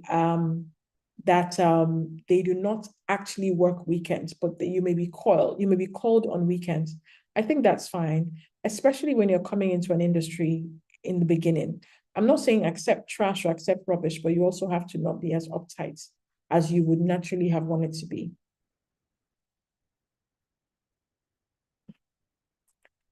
This is actually so funny to me now. Kamalu Issa. Noka, I'm gonna need you to speed. Okay, you're a co-host as well. Please take Kamalu out. Awesome. Because now I'm gonna have to, he's completely covered the clear all drawings, close. Okay, so so those are that's what I would say to you, love. I hope that is clear as well. Okay, review and apply. So Noka has responded to that as well. So thank you. Thank you. So are there any other questions? So we've already said it. Research the company, review the job description, do mock interviews. Remember we had mentioned use a mirror. Even though a mirror is not here, use a mirror. Sometimes that's the easiest thing. Use voice notes, record them to yourself, send them to someone, ask them, what do you think? Do I sound coherent? Do I sound smart? Do I sound like someone you would want to work with? Do I sound like someone who even understands what they're saying? Or do I sound like you want to meet me again if you are not my friend? So those are the practical things. But also stay calm. I know someone had mentioned what do I do if I'm nervous? Practice, but also be comfortable with silence. Always also be comfortable with silence. I'm very comfortable with silence because I know that after the silence, while you are uncomfortable with my silence, I'm going to come out and either shine or say something. So you have to get comfortable with silence. And it's hard in 2 days, but it's also easy to, all right, kindness, I see. That's why I wasn't clear. Yeah, thanks for clarifying. So for technical, for that, be calm and stay focused on the process. Stay focused on what you have practiced and the things that will help you. Do not overshare. Share and ask, can I keep going on? Can I carry on? Can I move on? That's what you do. For technical questions, remember bullet points, process. For behavioral questions, focus on stories. Where are you going? Are you going for impact? Always go for impact. That outcome we said about in the STAR method. Always think I must land at a result. And even if your result did not result, but this is what you took away. This is the learning that you took away. That is a result, and a good result in its own sense. So that's it. Post the interview. Thank them in person. You can send an email if an email was sent to you before. Just thank them for the interview. Let them know I'm still excited. I'm excited about still continuing the prospect of having this conversation, blah, blah, blah, blah, blah. I look forward to hearing from you. You remember the thing I did not answer properly. This is what it is. I have gone ahead and I have researched because I also understand that it's important. And this is what I have done. And then also reflect and be honest about what went well, what did not go well. I've had an interview, this is many years ago, almost 10 years ago, where someone said to me, we loved you, but you didn't give us enough examples to show us that you could do stuff out in different continents. Your examples were very much Africa, and maybe you and England, and I was very pleased, because now I knew that if I was going to be speaking about examples, now this example makes sense to me, not to you guys, because what I was going for was something that was more international, right? So I was able to take it on and realize that if I'm going here and there, I need to talk about different things and move and try and capture different examples in different places. So you have to be honest. And I had to, and when they sent me the response, I even replied them saying, thank you, this is so helpful. I know what to do next time. I know what great way to part ways, right? So you have to be honest with yourself. And I like people who have come here today. They've been vulnerable. They have shared. They have been honest about it. Always takes you a long way, because even if it doesn't work now, what it means is whatever the issues are, you're able to work on those issues and bring it up for the next interview and the next interview and the next interview. So that is literally where we are. So remember, technical interviews test problem solving and expertise. So you have to keep practicing on assessments and what your next steps are. And non-technical interviews are focusing on your personality and your culture fit, right? So you have to start to prepare stories that make you shine, stories that speak to your skills, stories that speak to the things that you do well, right? Using the STAR method or the STAR approach. If you're confident and you prepare well, you will succeed. Now, if you prepare well, you become confident, right? If you're confident, it'll help you prepare better. So either way, both of these things work together to just make sure that you succeed. We're here rooting for you. We're here pushing and hoping that, this is successful and that you're able to come back and give Debola or myself or Noka or Jonaka feedback to say, this is how well the career fair went. This is what I think I could have done better. This is what I'm going to take away from it. Or these are the success stories and we got in. So rooting for you along the way and keep us posted. And on that note, I do not see any more questions. I feel like we've been able to take all the questions. If we haven't and we missed your question by any, okay, I'm just going to go back up. We've asked if it has asked for the star. Yeah, so this is the star method. If there are any other questions, let us know, and we're excited. Royal, I see your hands up. Do you want to go? Yes, Ma. I want to ask a question. Thank you for your presentation. It was very nice, and I've learned a lot actually. My question is around the career fair.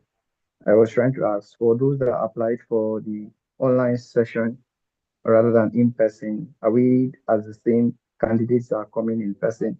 And regarding the printing of CVs and preparing your CVs, like the number of CVs you have to keep in place, in check while attending the career fair. Noka, do you want to jump in? Yes, please. What was your first question? Okay, like, are we in the same line? Are we having the same leverage with those people attending the career fair in person? Because I registered for an online presence. Online. Okay. Okay. So Okay, I don't know if just to clarify, the fair was originally supposed to be a hybrid fair. However, the online fair would no longer take place. We're only going to have the in-person fair. But we do have some organizations that are looking to recruit virtually. So once we're done with this in-person fair, we'll put all of that information together and then we'll reach out to every other person that was not able to attend this fair in person, because not all the companies are only not our companies are not only looking to recruit for fellows in Lagos, right? So please just hold on. We'll share information on that after this fair. very Is much, that man. clear? What was your Yes, yes, second yes. question? Okay, like but assuming I'm going for a career fair, like the preparation regarding my documents, the number of CVs I'm supposed to print and stuff around that, I would like to be cleared on that, please. Okay. Typically, you would get information on that. So, for example, fellows attending the fair this week have been asked to bring 3 copies of their CV, hard copies of your CV. That was specific. You can bring more, but if you're attending a different fair, make sure you have enough copies of your CV, just in case you get to interact with companies or organizations that request for hard copies of your CV. So you should have at least 5 copies of your CV, your updated CV. It doesn't hurt to have copies of your CV when you're going for a fair. Does that help? Yeah, thank you very much. I truly appreciate it. Thank you very much, ma. You're welcome. I think that we're done, ma'am. Are we done? Or do you Yes, want to we take are. some more I see a questions? hand up. I see, was it Ezekiel that took the last question? But did you mention about tomorrow and what does that mean? And what that means for them? Okay. So we have updates. While this fair was ongoing, we got a last minute update. So tomorrow's fair has been postponed due to the recently declared public holiday in honor of our former president, President Muhammadu Buhari. So the fair will now happen on Wednesday and Thursday. Irrespective of the day you selected to attend the fair, you're welcome to attend on any of the days. So please do well to cascade this information to your colleagues, particularly fellows in Lagos and Ogun State. The fair for tomorrow will not hold due to the public holiday. We'll see you at the fair on Wednesday or Thursday. That's the Thank you, ma'am. important announcement. Also, if you're coming to the fair, please check your email. We already sent you a list of all the available jobs, including the tech expert jobs. Please review them, apply to them before you come for the fair, because the recruiters are going to prioritize fellows who already applied for jobs, especially for the tech knowledge jobs. We had shared a list of 9 specific jobs. Please make sure you go through them. The emails were sent on Saturday. Please make sure you check your email, go through the jobs, apply, and come ready to the fair with your 3 copies of your CV. Those were all the announcements I wanted to. Quick question now. Questions, please. Okay, Oh, in our last interview meeting on Saturday, we pleaded that we get a slide copy, and it was promised that it will yes, be shared with yes, our community yes. manager. Yes, But yes, unfortunately, I've not you get seen. it today. You get it Oh, today. You will okay, get it. You get the link, as well as other information. This update I just shared, we're going to send it to you, and you get the okay. link in that communication. Does Thank any you do very. we have any other questions for Yes, ma'am. Yes, I have a Anton question. before she leaves? Yes, I have a question now. Okay, I have a question. okay. Please go ahead.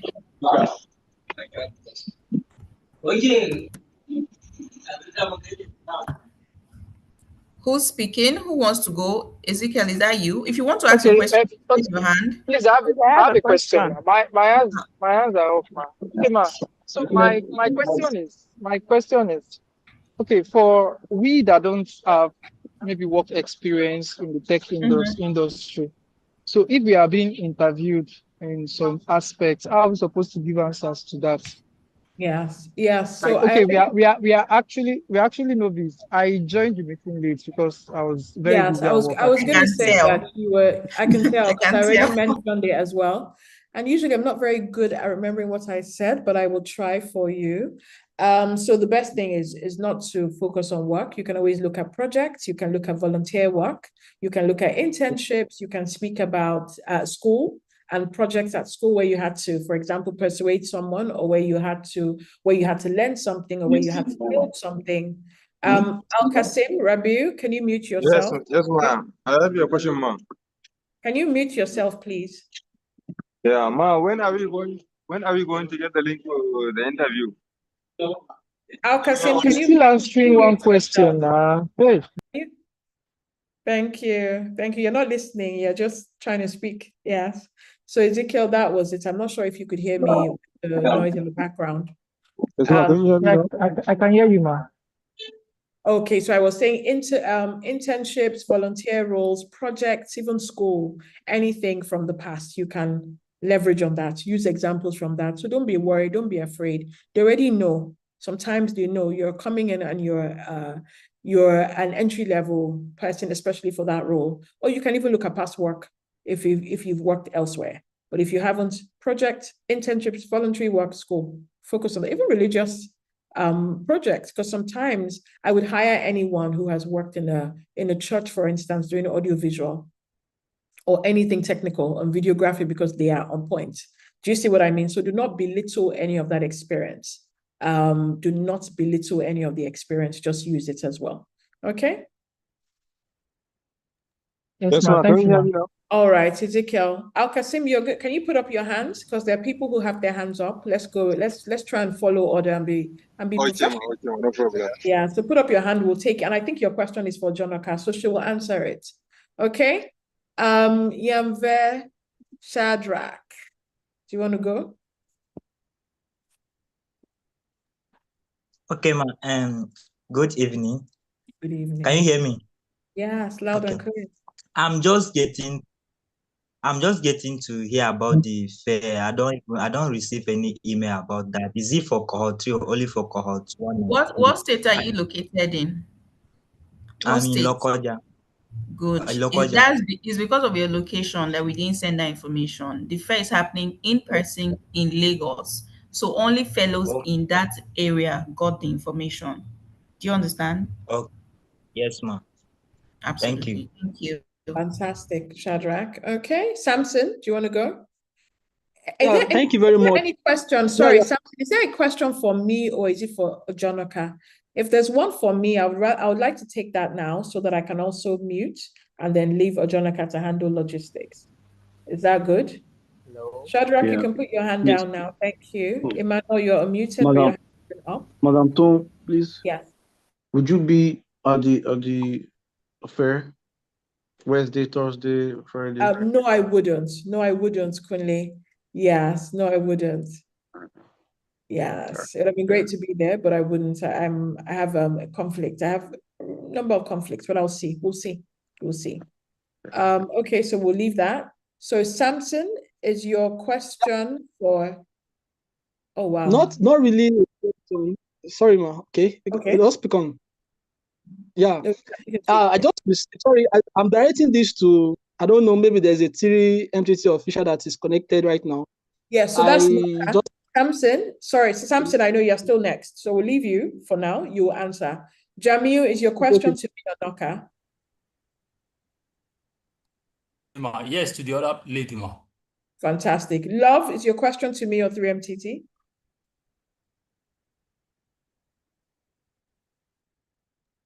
To you. Fantastic. You can go on. So, because I know Al Qasim is to 3MTT, I'll go to Godfrey and Emmanuel. So, Love, go on. What's your question? Oh no, my question is just, could I have access to your LinkedIn? I would love to connect. Of course, connect right away. I'm here, and your name is very unique, so I'll remember very quickly because you answered questions and all of that. So fantastic. Thank you, Love. Okay. So Al Qasim will leave you for Jonoka. Godfrey, over to you. Is yours to me or Jonoka? Yeah, good evening. It's John. That's the 20 thing. Fantastic. Emmanuel, is yours to me or Jonoka? To you, ma'am. To you. To me. Okay, Emmanuel, over to you. Okay, good evening. Thank you for a wonderful presentation. Thank you. I appreciate it. Yeah, so I think a colleague asked if you don't have the technical background and you apply for such a, let's say for example, I'm coming from, let's say, data analytics, and I'm applying for Power BI position, and I'm just new, I'm under training, and I don't have those work experience. And supposing the recruiter asks, because I'm sure the recruiter will be seeing my CV and be asking if it's in my CV. Of course. In that case, what do you think? Because I know most of the things we even put in our CV.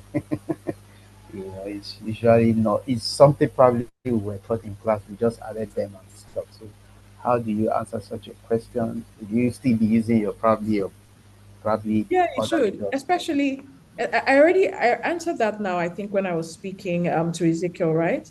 It's similar. If you don't have that experience, and you can answer with what you have, and it's very clear to them. Sorry, hang on a second. Hello, I can hear you. I think. Okay, so you can answer with anything else that you have. If we're asking you to describe any situation or asking you about a time or share a situation, this answer with any other experience you have. If it's Power BI experience, answer with that. If it's volunteer experience, answer with that. Right? The assessment. Yeah, the assessments are separate. That's you're being asked questions on what you have been trained on. But anything about behavioral, always remember and remind them that you know that for you this is still new. However, you're going to be drawing experience from something else and then go into that. So I hope that helps. Yeah, sure. Thank you so much. Fantastic, Emmanuel. Rooting for you. Tijani, and then okay. Tijani, is your question to me or Jonaka? Hello, ma. Damilala, is your question to me or Jonaka?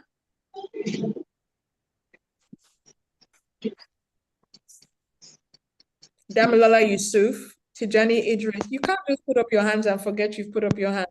Yes, my question is to you. The question is to you. Okay, Tijani, go. Can you go? I'm stopping at Adejo Olaoluwa. That's where I'm stopping. And then I will drop off and then Ojonaka can take on the rest. So Tijani, question to me. Damilala, question to me. Abubakar, Yes, is your ma. question to me? I'm coming to you, Tijani. Yes, Abubakar, ma. is your I question heard to you me? the time. Yes, my question to you, ma. Okay, and finally, Adejo Olaoluwa, is your question to me? That's where I'm stopping, and then I will drop off, and then I can hear myself. I can hear my echo. Adejo Olaoluwa, is your question to me? Ma, I need to ask you a question. Yes, Al Qasim, there's a queue. We're going to come to you. I need you to be slightly more patient, okay? So, TJ, your question is for Jonoka. So I want to handle my question so that I can go and she handles hers. So, Tijani, over to you. Yes, ma. Yes. I heard you the time you said. I can't hear you. The line is breaking.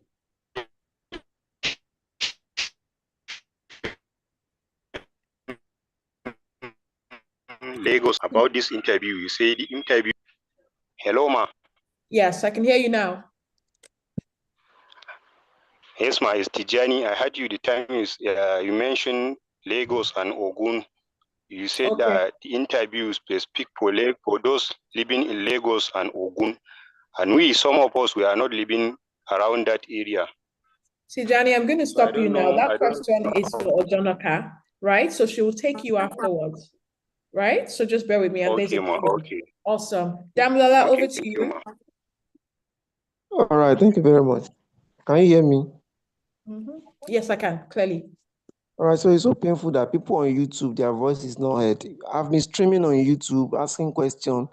Others are asking questions, but nobody is there to listen to us. I just have to cut and join through Zoom. Join here. Oh, apologies. That must feel very awful. I can imagine. You know, I can't see you. I won't be joining through YouTube anymore because we can't even speak. We can't even.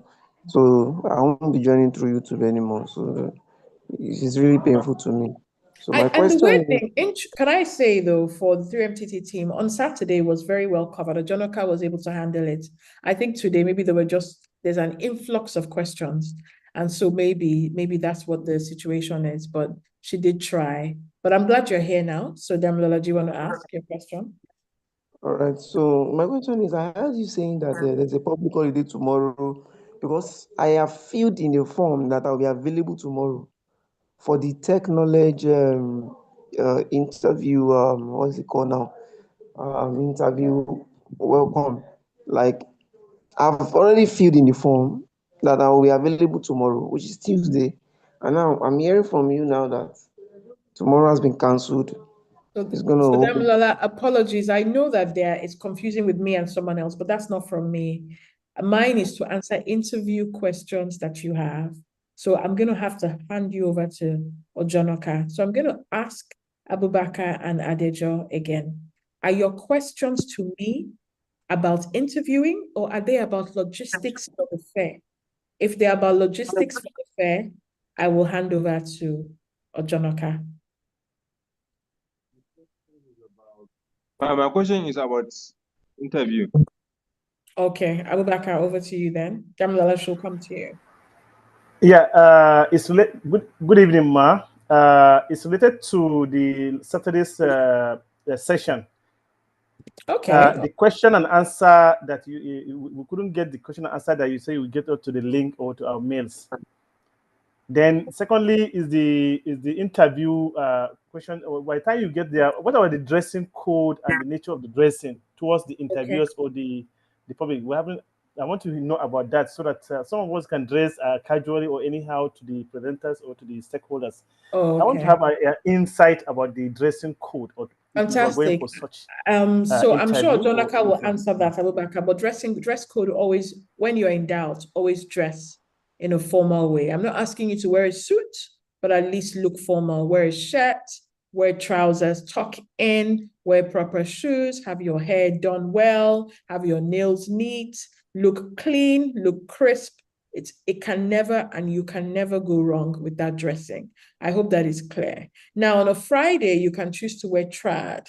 On a Thursday and Wednesday, I would err on the side of caution. You can still wear trad depending on where you are, but I would always err on the side of just look, wear trousers, shirt, shoes, and tuck in. Look neat. Chisom, so Abubakar, she'll come back to you on the other one on logistics. Chisom, your question, was it about my name? I have put it in the chat if that was what it was, right? I have another question, ma. Sorry. Okay. Okay, I will go through. My question is, you said, okay, when they actually, like the first thing an interviewer asks, like the question you ask is, tell me about yourself. So I want, how should I put it? Can you use yourself as an example? Like if we're asking to tell you, just use yourself as an example so that I could Well, really tell me about understand yourself.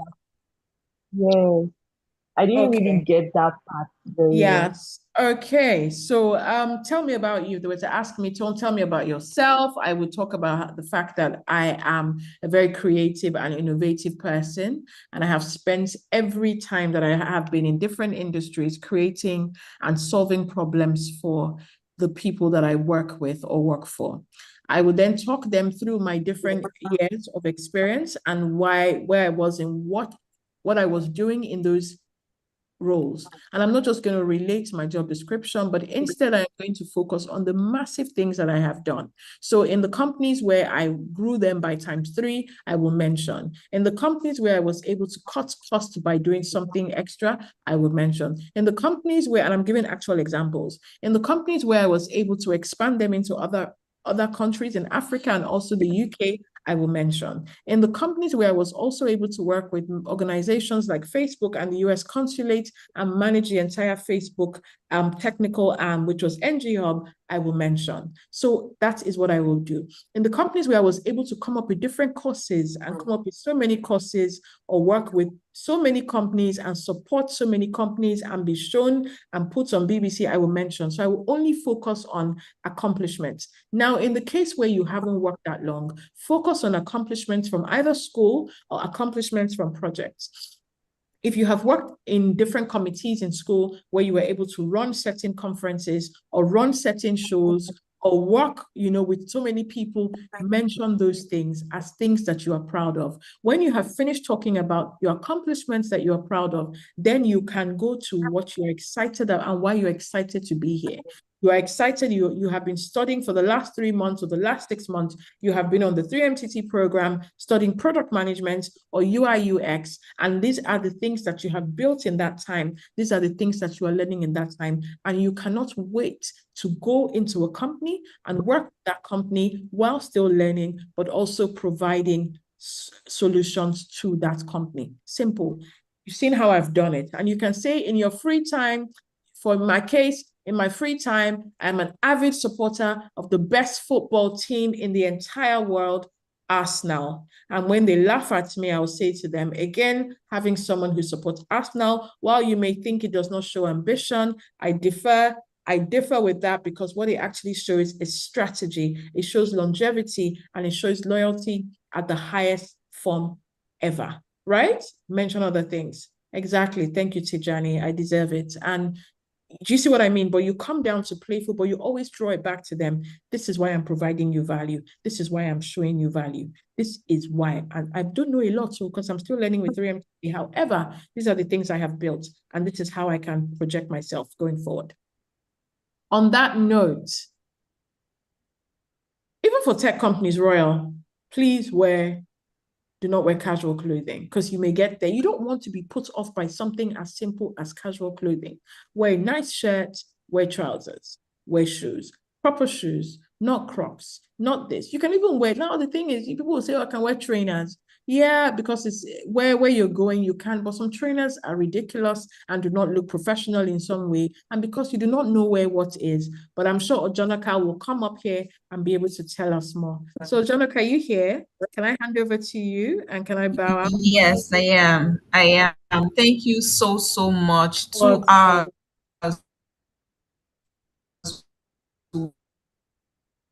Oh, Jonaka, your line is breaking. It's sketchy, so we can't hear you. Tunde, if you have dreads, pack your dreads neatly. No one is against your dreads. Pack it neatly. Just don't let it be all over the place. Arrange it nicely. Try and make an effort, right? If it's nice and packed like mine, I have dreads of some sorts, like micro locks, but just make sure it's neat and not all over the place, just so that it's not the little things that throw people off. Okay? I hope so. Thank you, Angela. If anybody knows an Antonia, I'm looking for her.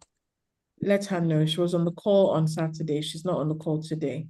So please tell her if she's in your state or in your community or in your group, let her know I'm looking for her, and that she has, one more chance. So she should just find me and all will be well. Awesome. Have a wonderful evening, and we're rooting. Thank you so much. Rooting Thank you. for you. Okay. Thank you. We had a great time. Thank you so much. Do not forget the people that have everyone. questions. Please, let's give a one round. Jonaka, don't forget the people that have questions for logistics. Of course. We're just letting you go. We're just letting you go, and then we'll continue with the questions, and we'll take questions from YouTube as well. Thank you so much, ma'am. Can we use a paper note during your interview? time. Thank you. Madam Tu, I have a question for you. Go. Hello, it's me, Kindness speaking. Please hold on. So I have timelines that I have to get to. The questions do not seem to ever stop. So I've already given extra time and extra. Can we use a paper note during interview? Paper notes. What are you doing with the paper notes? Are you reading directly? Maybe something I need to remember. Can I use that during interview? Is that possible? As long as you're not staring at it. Maybe key point of something I need to remember. You can have it as a point, yes, but as long as you're not staring at it for 30 seconds at a stretch, right? A couple of seconds, pick up what you want and then share. You have to have that skill. You have to be able to move quickly with it, right? But yeah, if that makes you feel comfortable, have your paper notes, but do not just focus on it. Because I find that when people write things, sometimes they Hello. Yeah. I have a question. Okay, Kindness, I'm going to have to go now. Okay, Kindness Amadi, it was great meeting you all and coming in, but I will have to go.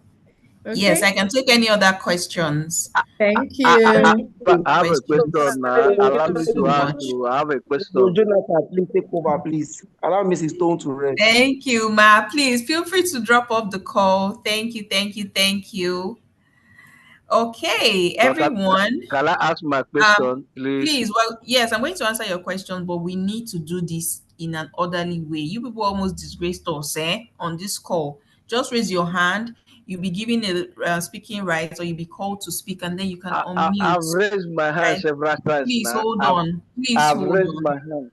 Yes, please hold on. We will answer all the questions, but we have to do this behavior only when we are together, not when we have guests. Okay, so I can see if you have a question, if you want to ask a question, please raise your hand. I'm also going to take the questions from YouTube. I think I'm going to start with people on YouTube, just so they don't feel left out. But if you have a question, please raise your hand. Use the raise hand option so that we can take turns. Okay, I see 1, 2, 3. Great. 1, 2, 3, 4, 5, 6, 7, 8. 8 hands. So there's Jamil, there's Adejo, there's Nofisat, there's Godfrey, there is Aliu, there's Damilola, Samson, Rabiu, and Akerele. These are the people that want to ask questions. Okay, so we're going to take turns. I will call your name, you will unmute, ask your questions, and then this will be very, very orderly. Okay. Before I call the first person, there's a question on um, YouTube. People keep asking the same question. Is tomorrow a public holiday? Yes, it was declared while we were on this call. That's possibly why you've not heard. And because of the value of the public holiday, the fair tomorrow has been cancelled. The fair was supposed to be for 3 days, Tuesday, Wednesday, and Thursday. But because we are paying respect to our former president as a nation, we have to cancel every activity tomorrow. Okay, we apologize for any inconvenience caused. Right, so the fair will now happen on Wednesday and Thursday. That's a recurring question I see on YouTube. I hope that clarifies that question now. Then there's a question from Mildred as well on YouTube. It says, does this mean that employers are employing for full-time physical roles? No, I already answered this before. We have employers who are recruiting for in-person and remote roles. If you're able to make it to the fair, great. It means you can pick and choose. But if you're not able to make it to the fair, just be on the lookout. We're going to put out communications for companies that are hiring remotely. Okay. Now, going by my list here on Zoom, we're going to take the first question from Jamil. Jamil, please unmute and ask your question. Yeah, good evening, ma. Good evening. Concerning the application, as the one that was sent, I think it was on Saturday. In the course of doing that, I applied to the ones of technology. So a lady Okay. got back to me in the course of Okay. our chat. She made me understand that the role is only going to be paying 153,000, Okay. and based on what I'm currently earning, it does not make any sense. Okay. And I don't, so immediately after that call, we were able to conclude I won't be able to move forward with the application. So immediately after that call, she sent a rejection email, which was Okay. fine. But now that you are saying that to have upper hand, that we have to apply, do I still need to apply to technology again, No. knowing that they've already sent rejection email? Okay. So what I meant is, if you apply before you go to the fair, your application will be priority. They will attend to people who already applied, right? Do you understand what I'm saying? Now, there are multiple roles. If you see another role that you think you might be interested in, feel free to apply, right? But if you still want to have further conversations around this particular role, then it will be great for you to attend the fair and interact with the recruiters on site. Is this clear? Okay. All right. Thank you. Okay, great. Next question will be from Adejo Ola Olua. Please unmute and ask your question. Okay. Can you hear me, please? Yes, I can, loud and clear. Okay. I've listened to everything from Madam Tone and also what you did on Saturday, and I understand it's very clear. But concerning the STAR approach to organization skills and solving problems, I had an experience Climate Action Africa Forum last year, Please, can you in which speak up a I, bit? Your voice is kind of muffled. okay, sorry about that. I had an experience Climate Action Africa Forum as a reviewer anyway. I reviewed for their startup organizations last year. So what I noticed is that after the reviewer thing, I was later referred to United Nations Development Program as a Youth for Climate volunteer. I was still last year, in which I performed excellently. But while I used this method to create solutions around, they asked us to create solutions around climate change and how climate change can solve problems for farmers and agriculture in Africa, in which I did. And I used the action by saying if we could create a satellite database and also a drone to survey farmers both day and night while they were working, they could create data for when those farmers are on site and off site. And also my experience as a call center agent at the command center in Lagos, I noticed something about emergency and threat calls. So with monitoring from drones and satellites, getting their data, getting data of farmers, we can protect farmers from being armed by Boko Haram terrorists or all kinds of destructive organizations in the north. So we will have food security. And while I was doing this method to create solution at the end of the day for farmers to get protection and the food security program to be implemented, one of the facilitators at United Nations then was out in Geneva, said, okay, that's nice, but they're not here to discuss that right now. So in my mind, I felt, okay, I was able to create the solution, but they were not ready to implement it. Around a month later, some farms in the north were disrupted by these Boko Haram sort of people, and the majority of farmers lost their lives. In my mind, I felt if individuals can create ideas to solve problems, there should be an area for organizations also to have those problem-solving skills considered, not wiped out totally. So that's my question. Do organizations have an avenue whereby these star methods from various individuals are considered and later looked into? Is there anything like that? This question goes to Song, but she's not here to answer. I don't know if you can answer that. Yes. Okay. Thank you for your question. I'll try my best to respond as much as possible. But in my experience, every organization is different, right? There's usually a general, would I say, expected outcome. Every organization has their own goals, they have things they're looking to achieve, and they have their own principles, although some things are common, right? But getting started with the STAR approach is not a bad approach, it's a good start. Maybe from that event there were some specifics that you missed out, just maybe.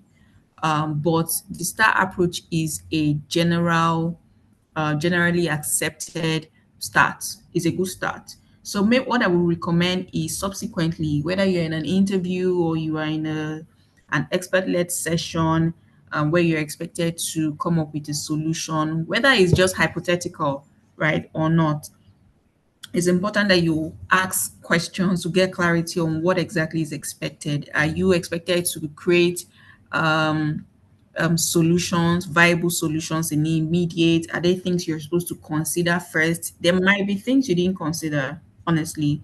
But if we don't have the full picture, I might not be able to give complete feedback, but I would recommend, irrespective of where you are, whether it's a job interview again or whether it's a seminar, wherever it is, it's important that you get the full context of what is required of you in terms of providing solutions, just so that you're not recommending what you think the organization wants to hear or what you think they need.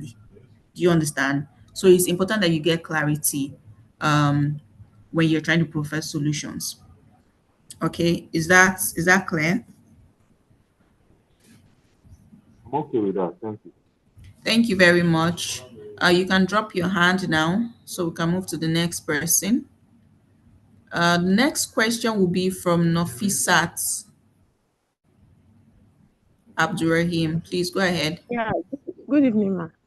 Good evening. Thank you very much for the session. So, my question is based on the career fair. So, Okay. yeah. My question for someone like me that have multiple skills, like, and from 3MTT, I finished with the AI or ML track. So, and I have other skills too. So is it possible? Is the interview based on, because after checking the list of the jobs there, I chose the jobs based on what I did at 3MTT. So my question is just that, is it possible for someone that have other skills to be able to also meet other recruiters aside from those listed on that list?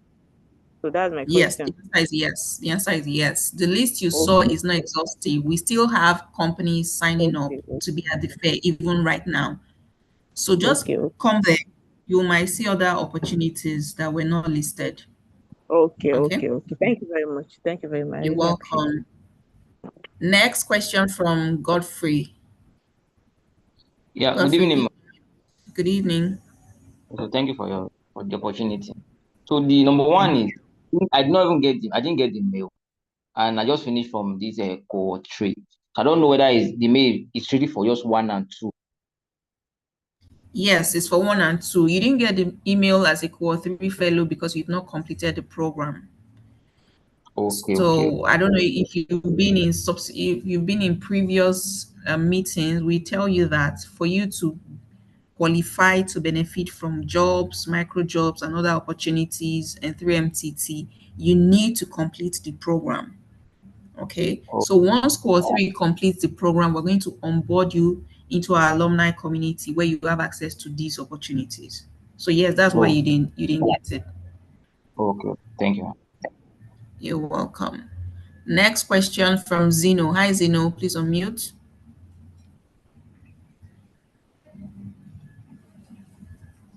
Zeno, are you there? Unmute and ask your question. Should we move on? Okay, my question. Yeah, good evening. Thank Good you. evening. My question has been answered. The last question the person asked is what I wanted to also ask.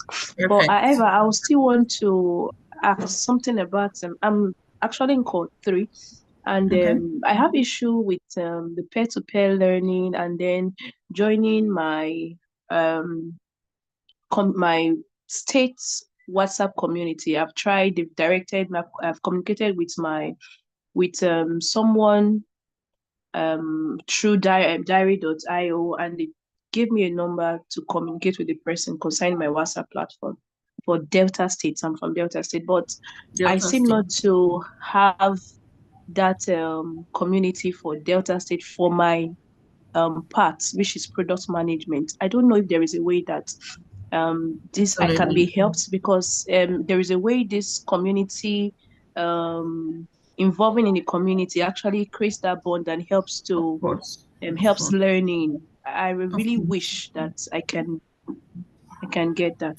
Thank you. I hear you. I hear you. Very important question. Have you checked your 3MTT dashboard lately? Yes, I've been sent Did you see the several. I've link? been directed. No, it's not there. That's interesting. Are you on the Delta State Telegram community? Yes, I'm on the Telegram community, but not on WhatsApp. Great. So on the And Telegram community, I need you to post your question right now and on the general conversations and ask to be added to the 3MTT Core 3 WhatsApp group for Delta State. I'm going to reach out to your community manager right away to look out for your message. all right, So thank you just go very ahead much. and drop that message so that he will take note of you. Okay? Okay, but can I just say something? Because I have asked if there was a WhatsApp community for um product management, but it's as if there is no WhatsApp community. But I see it other states that they have WhatsApp community. So I really don't know. Your community manager will be able to provide all of that information. Okay, so let's Okay, take the okay, first step okay. All in right. getting you linked up with your community manager. Okay, All right. Thank you very much. I'm grateful. great. The next person is Damilola Yusuf. Hi, Damilola, please go ahead. Hi, good evening. Thank Good you. evening. So my question is straightforward. Is there any transportation arrangements for the technology fair? Like Tuesday was the day I booked, but now that there's a public holiday on Tuesday, is there any transport arrangement for either of the 2 days? No, there isn't. No, there isn't. But if you're not coming out on on Tuesday, you're saving your transport now, or is there a different? Is there something else we don't know?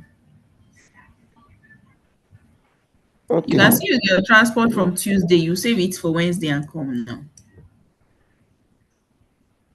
How about that? Can we do that? No problem, no problem. Yeah. Thank you. Are you in Lagos or Thank Ogun you. State?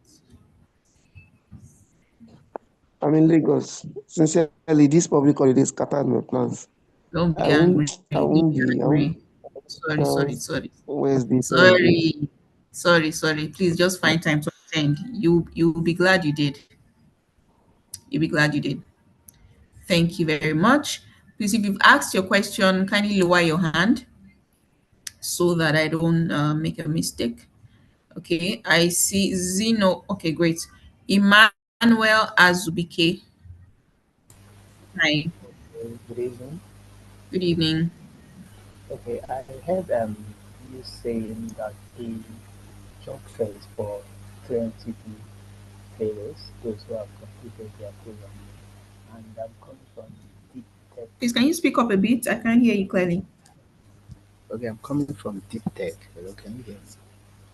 Oh, yeah, yeah, yeah. You're part of it. You're part of us. You're also a fellow now. Yes, yes. So, though I wanted to find out because it says for those that have completed, so I got this email through tech knowledge. Um, Yes, yes. So, yes, of course. It's automatic for people in deep tech okay, as long okay, as they're in the right location and location, can okay. or can make it to the fair. So, yes, no issues from your All end. right. Okay, thank you so much. Thank you. Samson Ahmed. Hi. Yeah, thank you very much, Jonoka. Thank you for your time. And then I know you've addressed these questions a couple of times, but I needed to just clarify some things. I know the career fair, the date I selected that was stated for, tomorrow. So all of a sudden, and then it was changed. So I specifically chose that day. So I don't know. Now you said the career fair would only be available for Wednesday and then Thursday. Even if Right. I'm to at least show some commitment and still find time to come, because right now I deliberately left. I came all day from Abeokuta to Water now. I'm hoping that I will be there as early as possible by tomorrow. But it is now I have to go back to Abeokuta. So now, if I just want to ask that um I might come late. Is that accepted on Late. that How Thursday? late? How late? Probably maybe by 11. By 11, let me go through the schedule. That's okay. It's understandable. Let me just check the schedule to see what you would have missed by 11. Um, Give me a second. Let me also check with you. Okay, by 11 is when the interview sessions, the first interview session will start. So when you're coming by 11, you would have missed the check-in, the breakfast and networking session. You'd have also missed the employability training session. You will only be able to meet up with the first interview session, the lunch and networking session, and the second interview session. Okay, so you're going to miss one training session and breakfast. That's fine, I guess. But I was, But but I was if you still can granted get there access. earlier, that would be fine. That would be better.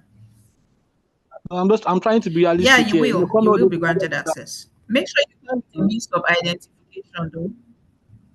I Okay, understand. I understand. Just make sure you come with a means of identification. okay. Like what? Can you just specify? Your ID card, your national ID or voter's card, something that shows Okay your then. name. Yeah. Okay.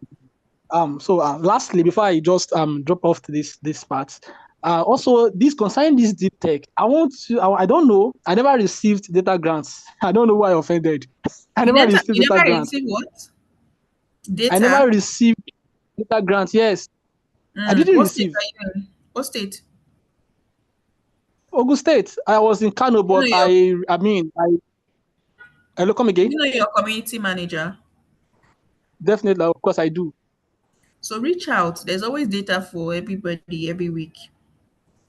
So reach out. And yes, in fact, we just put out the week 6 weekly reflections task. It just went live.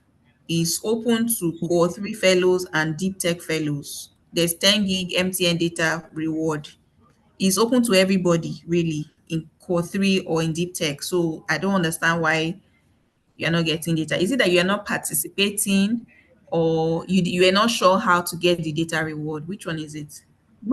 I mean, I'm talking about the data grant for deep tech that we are asked to fill a form, and then I filled the form. They released a list. My name was in the list, but unfortunately, I didn't get the data grant. Okay, I just didn't get it. Reach out to your manager. Reach out to your community manager. Yeah.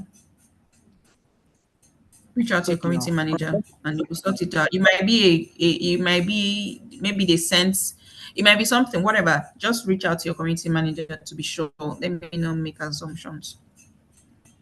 All right, okay. Thanks very much for the call. Thank you very much. Thank you. You're welcome. Up next, Zahira. Hi, Zahira Ahmed. Hello. Hello. Hello. Hello. Yeah. Good evening, everyone. Zahira. Hello. Unmute and ask a question. Hello, ma'am. Zahira. Okay. Next person is Kindness Amadi. Can you unmute?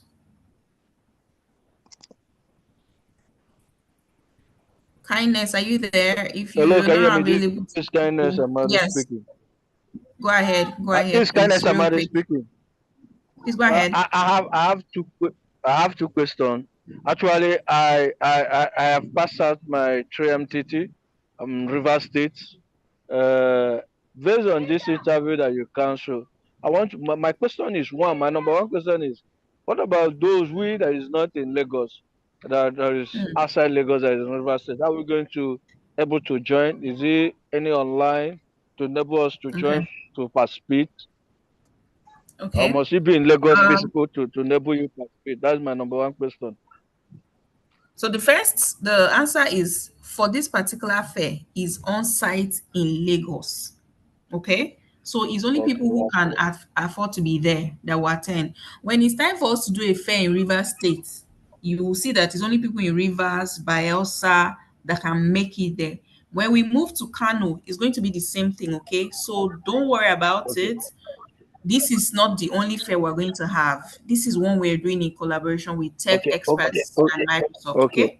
Okay. I have another question again, because one, I'll be flowing at this cybersecurity, and also be flowing all the programs even here in River State, even though that I have passed out and I attended some of the program, and I did small program with United States concerning University of Toronto concerning cybersecurity. My question is, because if it looks like this cybersecurity, if you go to some developed countries, because in the working time where we did, they asked us not to look for jobs in abroad, but look for jobs in Nigeria and grow more of our skill. That this one we just acquire is just a basic base, that is more for us to grow. My question is, that's where my question comes to the team, because I've asked that question in the events that we went, and I told them in terms of IT technology and other data analysis and all these things that is going on, that most of developed countries that their government help and train, they make job available for these people. It's not that they are going to source. So my issue is, our wishes will pass out. Is it going to be like this firm, or is it going to be a company whereby we'll be linked after our passing out to grow our skill? Because in developed countries, that's how they did. There is they're able to, like, there's one I apply now, I'm working now to go to Germany. Even before the application, they have sent me that these are the companies. Immediately I graduate, I'm going to work with. Immediately I pass out, I'm going to work with that these companies. Even when I get to it's a 3 years program, that if I get there, 2 years, my 2 years, send me to these companies. But in this MTT, it's not like that. All they are saying is partnership, partnership, partnership with this, partnership with that, partnership. But we are not linked to any company to employ us directly based on the certificate we have and allow us to explore and grow. So that is where my question is. Why is it not like that in NTT? But in Germany, where I just applied for Germany, I'm telling you, if not for I In postponed my own because of I don't have Germany, money. bros, this is Nigeria. Eh? In Germany, bros, you have called Germany 1 million times. But that's a very important question, and I'll respond to it. I'm glad you mentioned River State because at least I'm familiar with your ALCs. And did you say you're in cybersecurity? Yes, Meaning I'm you may have been cyber. trained, most likely you were trained by Olotu Square, right? Yes, I was from. Was Olotu Square your ALC? Great. Olotu Square is one of those ALCs that made internship opportunities available to their No, fellows. I know that because they Olotuse is also not my. trained. No, it is not my. Actually, they make available company, but the company they make is in Abuja. If we call that, they will tell us come to Abuja, No, not no, in no. Port That's not Harcourt. my question. That's not what I'm saying. That's not what I'm talking about. I'm talking about your ALC. You said That's you were what in I'm cohort saying. Now. two, I or say what cohort were you in? Port two. I was in Port three before I fill the form, pass the assignment. They send me to Port two, and the place is not even in because where they send me to was it's not even it was in Transamadi. Okay, your ALC was in Transamadi, so it was too far for you. Yes, yes. It Okay, was that is where I went okay, to and okay, finished. great.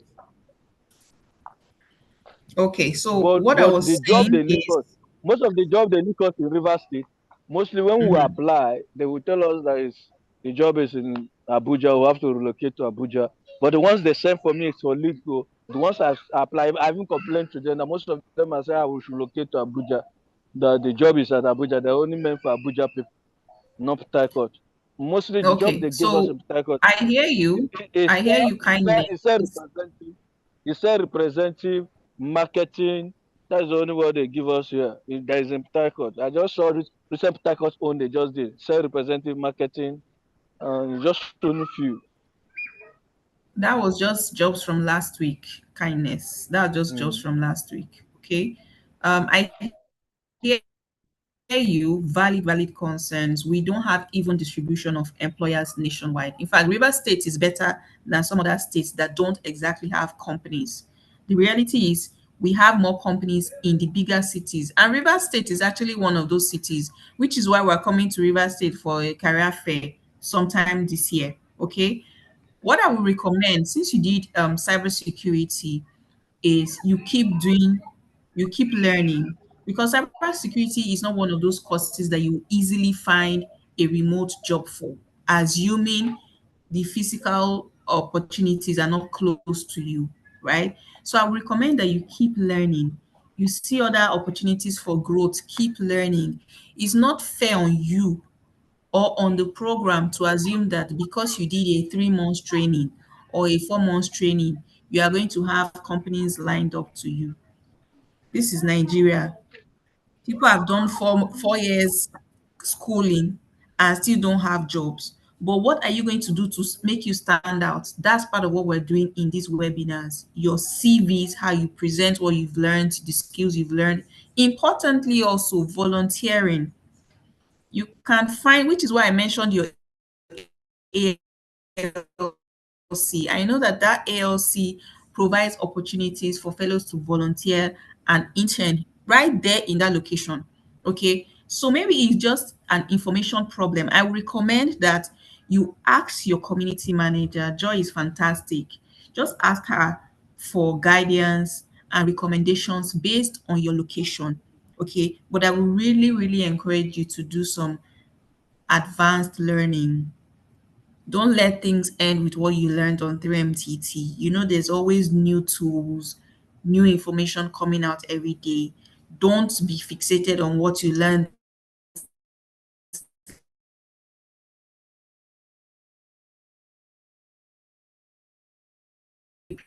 people in Lagos. That is the fact. That is the reality.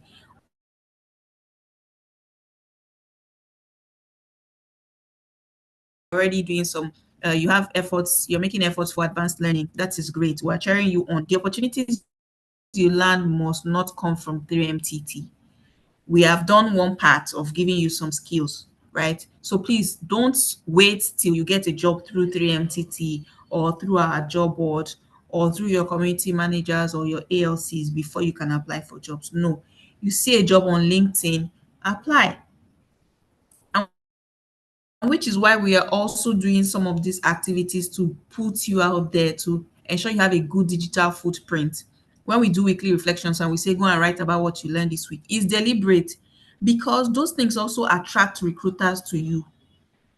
It's not every job that they advertise. Somebody might see what you worked on. You did knowledge showcase, for example, you built one app that does something basic and the company can reach out to you. It happens every other day. Okay. So thank you for your feedback. Well received. Rooting for you in the opportunities you just mentioned in Germany. Okay. We have like 8 more people to go. Iche and Nuka. Enwuka. I'm so sorry I murdered your name. Please unmute and ask your question. Good evening, Noka. Yeah, my name is Iche. You're speaking, we can't hear you. I see you're speaking, but we can't hear you. Really? Can you hear me now? Loud and clear. All right. Okay, my name is Iche. Good evening, Noka. Iche, all right. Hi. Yeah, okay. So I want to ask, like, for the career fair we are coming tomorrow, right? They said we should come with about tomorrow? We're not there Sorry. tomorrow. Where have you been? Next tomorrow. We're not coming tomorrow. Thank you. All right. So we are told to come with 3 CVs, right? So I want to ask these yes, at least 3. These CVs or resume we are coming with, is it for different job opportunities? That's an important question. First off, I would recommend that if you've applied for different jobs on the list we shared with you, then come with CVs for those jobs. Okay. However, like I mentioned, we're also going to have recruiters with jobs that we've not even shared with you. So also come with extra CVs, right? So one can be, or maybe you applied to 2 different jobs. You can come with 2 different CVs that are tailored to those 2 jobs, right? Then you can have a third CV that you can give to any employer. That one, you can make copies of it. Okay. You understand what I'm saying? You should not have one CV for all the jobs you're applying to. Do you understand? Okay, I get. So there are different roles there. So I should tailor my CV to those roles, right? Yes. And because there are other employers there that we have not even listed their jobs, you might come there and see a non-tech job, for example. Make sure you have a ready CV that can fly, that gives a summary of all your skills and all the different things you can do. That one can be generic, that can fly for any other role. But for the roles you're interested in, make sure you have your CVs tailored. We're going to send an email. I think it has already gone out. An email telling you that this event has been postponed with a link to CV templates, the ones we promised to share yesterday.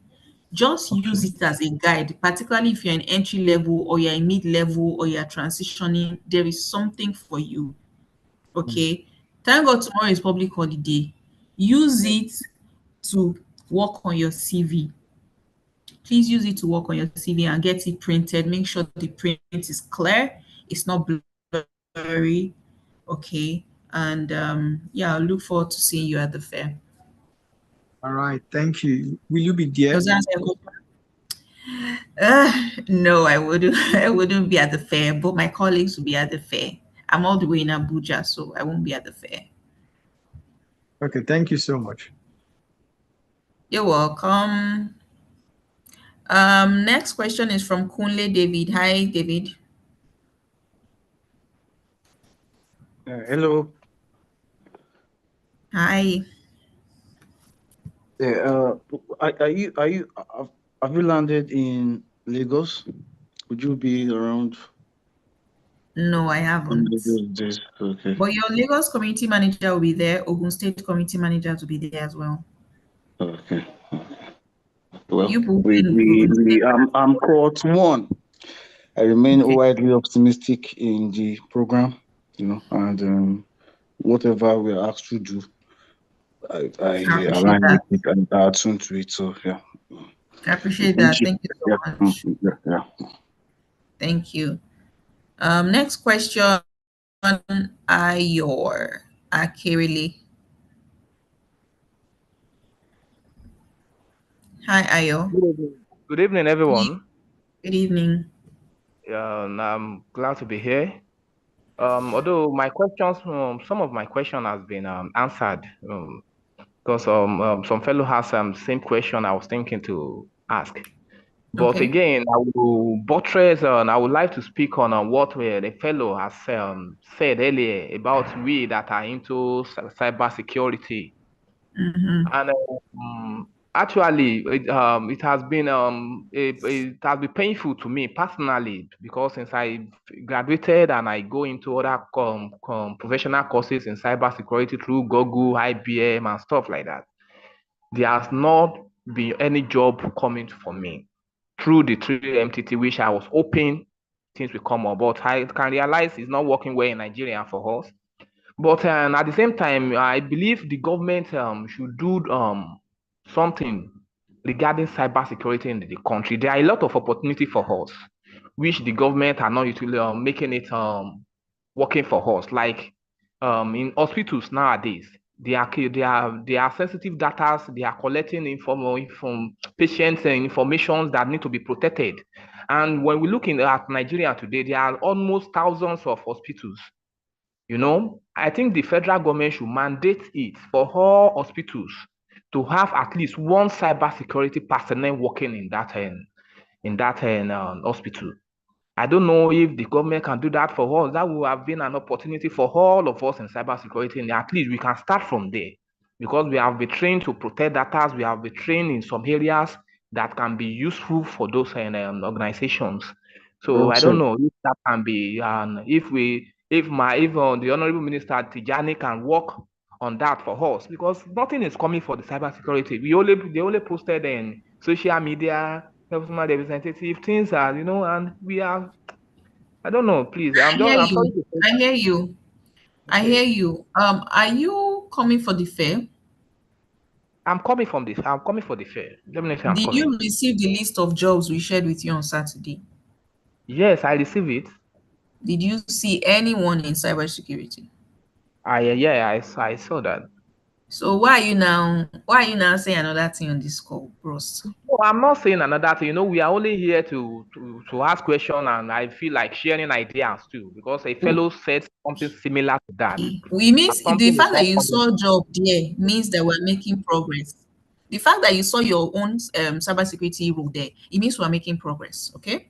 Yes, I'm So glad for that. we hear you loud and clear. We hear you loud and clear, and I promise you, we're making efforts and reaching out to different organizations to ensure that we are able to provide jobs for you, even jobs that you got training from another institution, or a different skill you have. It doesn't even have to be a skill you go on 3MTT, right? We are making arrangements, which is why for the fair, you are going to see employers that are looking for non-technical talent, because we know that people have different skills. It's not by force that you must do cybersecurity or you must do AI because you learned AI on 3MTT. Sometimes you have other skills that you can still use for gigs. It might not be a full-time job. It might be a gig. It might be a short-term gig, right? We are going to provide opportunities as much as possible for you. Okay. So thank you for confirming that you saw a cybersecurity job on that list. It means we saved the try. We're making we're making efforts and we did try. Thank you so much. I acknowledge that. Well received. Thank you so much. We have 3 more questions to go. Royal, you're up next. All right. Okay, thank you very much. Good evening, everyone. Good evening. My question is around the deep tech I don't know if it's allowed for me to talk on that. I am on the Deep Yes, Tech sure. Ready pro platform. That's for machine learning, data science and machine learning. So recently there has been a course we're doing that's on Azure. So accessing or creating a profile regarding that. So there was a challenge in having the free because you set up your card details and stuff. So due to issues around that, we couldn't continue. And I've pasted some pleads regarding that. How can we go about it? And I've not seen any response regarding that. So I don't know. And at some point, I got a mail actually because it says stating that we've completed it. And I tried downloading my certificate, but it couldn't download. And I don't actually know what's the state of the program right now, if there Okay. is still going on or there are still more things that I don't know that is existing around that particular thing. I get. Is there a community? Is there a WhatsApp group or something for you guys? It's on the Google Classroom actually that we used to communicate, and there's a Telegram also. Telegram, But great. my Telegram had issue, but I basically make my comments on the classroom, Google Classroom now. I wish your Telegram was active because the community is where most of the interaction happens. Like it's really fast. A colleague of Okay. yours might even provide feedback. I don't know if there's any deep tech person on this call that might be able to provide support. I don't have an answer for you right now. Okay. Yes, but I know that I've heard that question before, and the answer was provided, Oh, but it was within that community. I know it has to do with something okay. around payments, international payments, and Yes, all of yes, that. ma'am. Yes, actually. Are you able to log into your Telegram from your laptop? My laptop, yeah, I signed it both on phone and laptop. I used to log in from there as well. Okay, so can you try joining the group or Okay, checking the okay, I'll just check it since you've pinpointed it. I'll check it and I'll see to please that. do. Please, Yeah. the second question, please.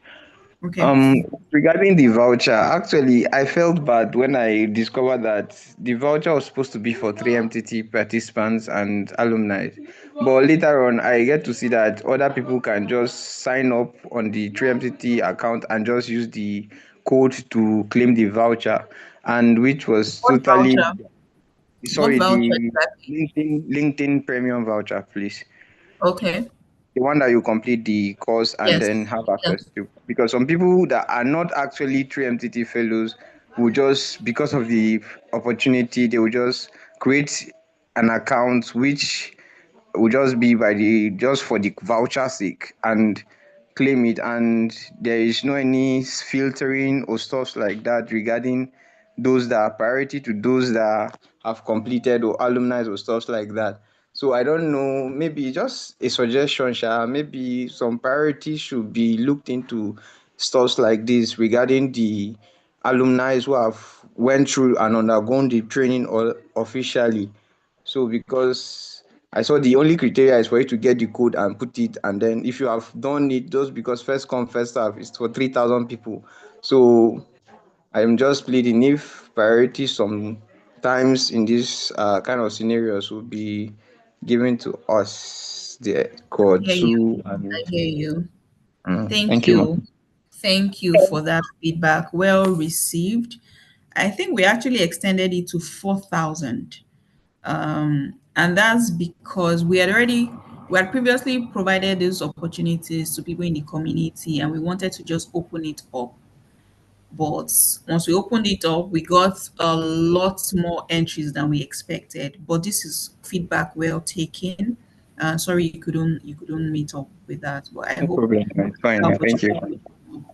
Okay, I Thank you think that so one that was much. for free anyway. So Thank you. thank you for Um, Zahira, are you available now? Okay, good evening. Good evening. Yes, I am now. Thank you. Please go ahead. Okay, my question is regarding those of us that registered for the NJFP internship roles. Like, I hope this won't interfere with the with what we're doing this week. For those of us who have already registered for that, if I don't know. Would there be any complications or anything like that? That's an important question. That's a very important question. I would recommend that you go for this fair. Okay. If you land another job from this fair, it means that you would maybe pass the NGFP opportunity, right? But that should not stop you from going for this fair. Okay, and it will not stop you from getting the NGFP opportunity either. Okay, We thank just you. need to be sure that you have a job. We just want to ensure that you get a job. Yes. Okay. Thank you. I think our last Thank you, question ma. is from thank you. Our last question is from Abubakar Mohammed. Hello. Hello. Good Hi. evening at Good Ojanoka. evening.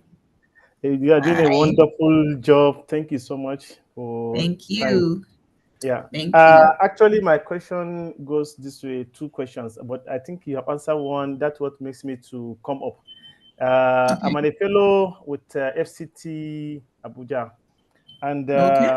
so far you made mention that every week data has been given. I don't know on what, but I've not received any. Yes. For the first, Where have you been? yeah, I've been around. I've been attending all the programs. I've been attending the chat on the WhatsApp and Telegram and Discord, but I've never received such. I have to use my data, though What the tech cohort are is you in? very. Core three. There's data Core for three. you now. I have not received any. That's But have you one. been participating in the weekly reflections? Yeah, actually, anytime the timing is doesn't it doesn't collide with my working environment. Actually, that's the only thing Okay. I've not been participating on the weekly. Today, we just Yes, released weekly reflections task for week 6. It yes, just went I saw it. live. I Please saw it. participate. Okay. Please participate because you can see we only have 30 slots, I think, Yeah. for each Yeah. state. So the first 30 people to send in the valid submissions are the people that will get the data reward. The only other way you can get data reward is if there's an activity in your community and there's maybe a 5 gig reward. Okay, but Yeah. this is something that happens weekly and the first Okay. 30 Yes. people. Okay, Yeah. I saw. I used to see it every week. I see it. so that means it's your fault now. It's your fault. You No, didn't actually. participate. Okay. Yeah. Then coming to the last deep tech colleague that mentioned about this LinkedIn. The Okay. last time they mentioned 300 people or 3,000 people, we actually participated at 9 minutes of the closing because they didn't close when we submitted, but none of us Yes. had been gotten the link. But some other people are getting the code and they are getting it instead of we that are alumni and part of the program of 3MTT yet to receive that LinkedIn opportunity actually for the 1 year. Yes. So I think Unfortunately, something again. has to be done maybe for the Yes. some of us, the fellows, to be guiding us on that. True. I hear you. I hear you. Mhm. Unfortunately, that was given out on a first come, first serve So, basis. Yes. yeah, But going forward, I'm sure that we're going to prioritize our community members. it's all Okay. right. It's all right. Thank Thank you you. so much Please for go the and wonderful. participate in weekly reflections for this week. Oh, don't miss I your will, I data. will, I will, I will do that. Mm. Thank you so, so much. Thank you We for a have a wonderful job and your facilitator. Our thank regards to you. the facilitator for wonderful work Thank today. you. She Yeah, will hear. Thank you yeah, so much. Thank you so yeah. much. We have a last minute question. Emmanuel. Hi, Emmanuel. Hello. Yeah, good evening. Good Sorry, evening. I want to know, I already have an ongoing application with Techknowledge. So prior to this, prior to the collaboration with 3MTT and Techknowledge and Microsoft. Now I want to know if I should attend the career fair. I hope it's not going to interfere with my presently No, ongoing application with Techknowledge. no, it's not. It's not going to interfere. You just need No? to let them know. Okay. Just let them know. But the You branch qualify is for the training. okay, but okay, okay. All right. All right. Thank you. Thank you. I think this is the end. Uh, our fellows on YouTube, I didn't see any new questions. I feel like all the questions have been answered already. They're just the same questions that we asked here. Okay, I see a question from Folashade on YouTube concerning the LinkedIn premium. I did my course successfully on 27th June, but up till now I never got a mail nor a code. Very frustrating. I'm sorry about that, Folashade. It's the same thing. We rewarded the first 4,000 people, first 4,000 valid submission. So if you submitted at 4,001, you did not get it. Okay, it was first come, first serve. Okay. Thank you all. It has been a wonderful time. 3 hours so far. We're grateful for your time. Your data has been well spent. Please participate in the weekly reflections for this week to get your data back. Um, if you're supposed to be at the fair this week, please remember that tomorrow we are not going to be at the fair. It's not going to happen from Wednesday to Thursday.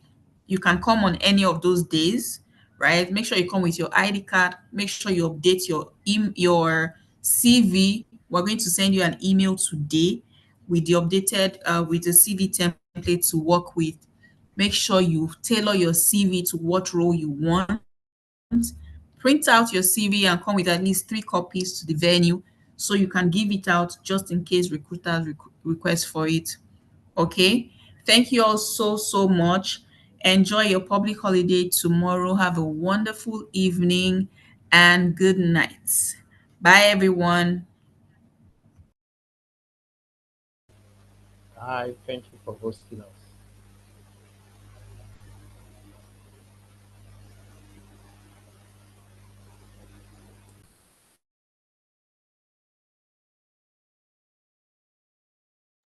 Bye.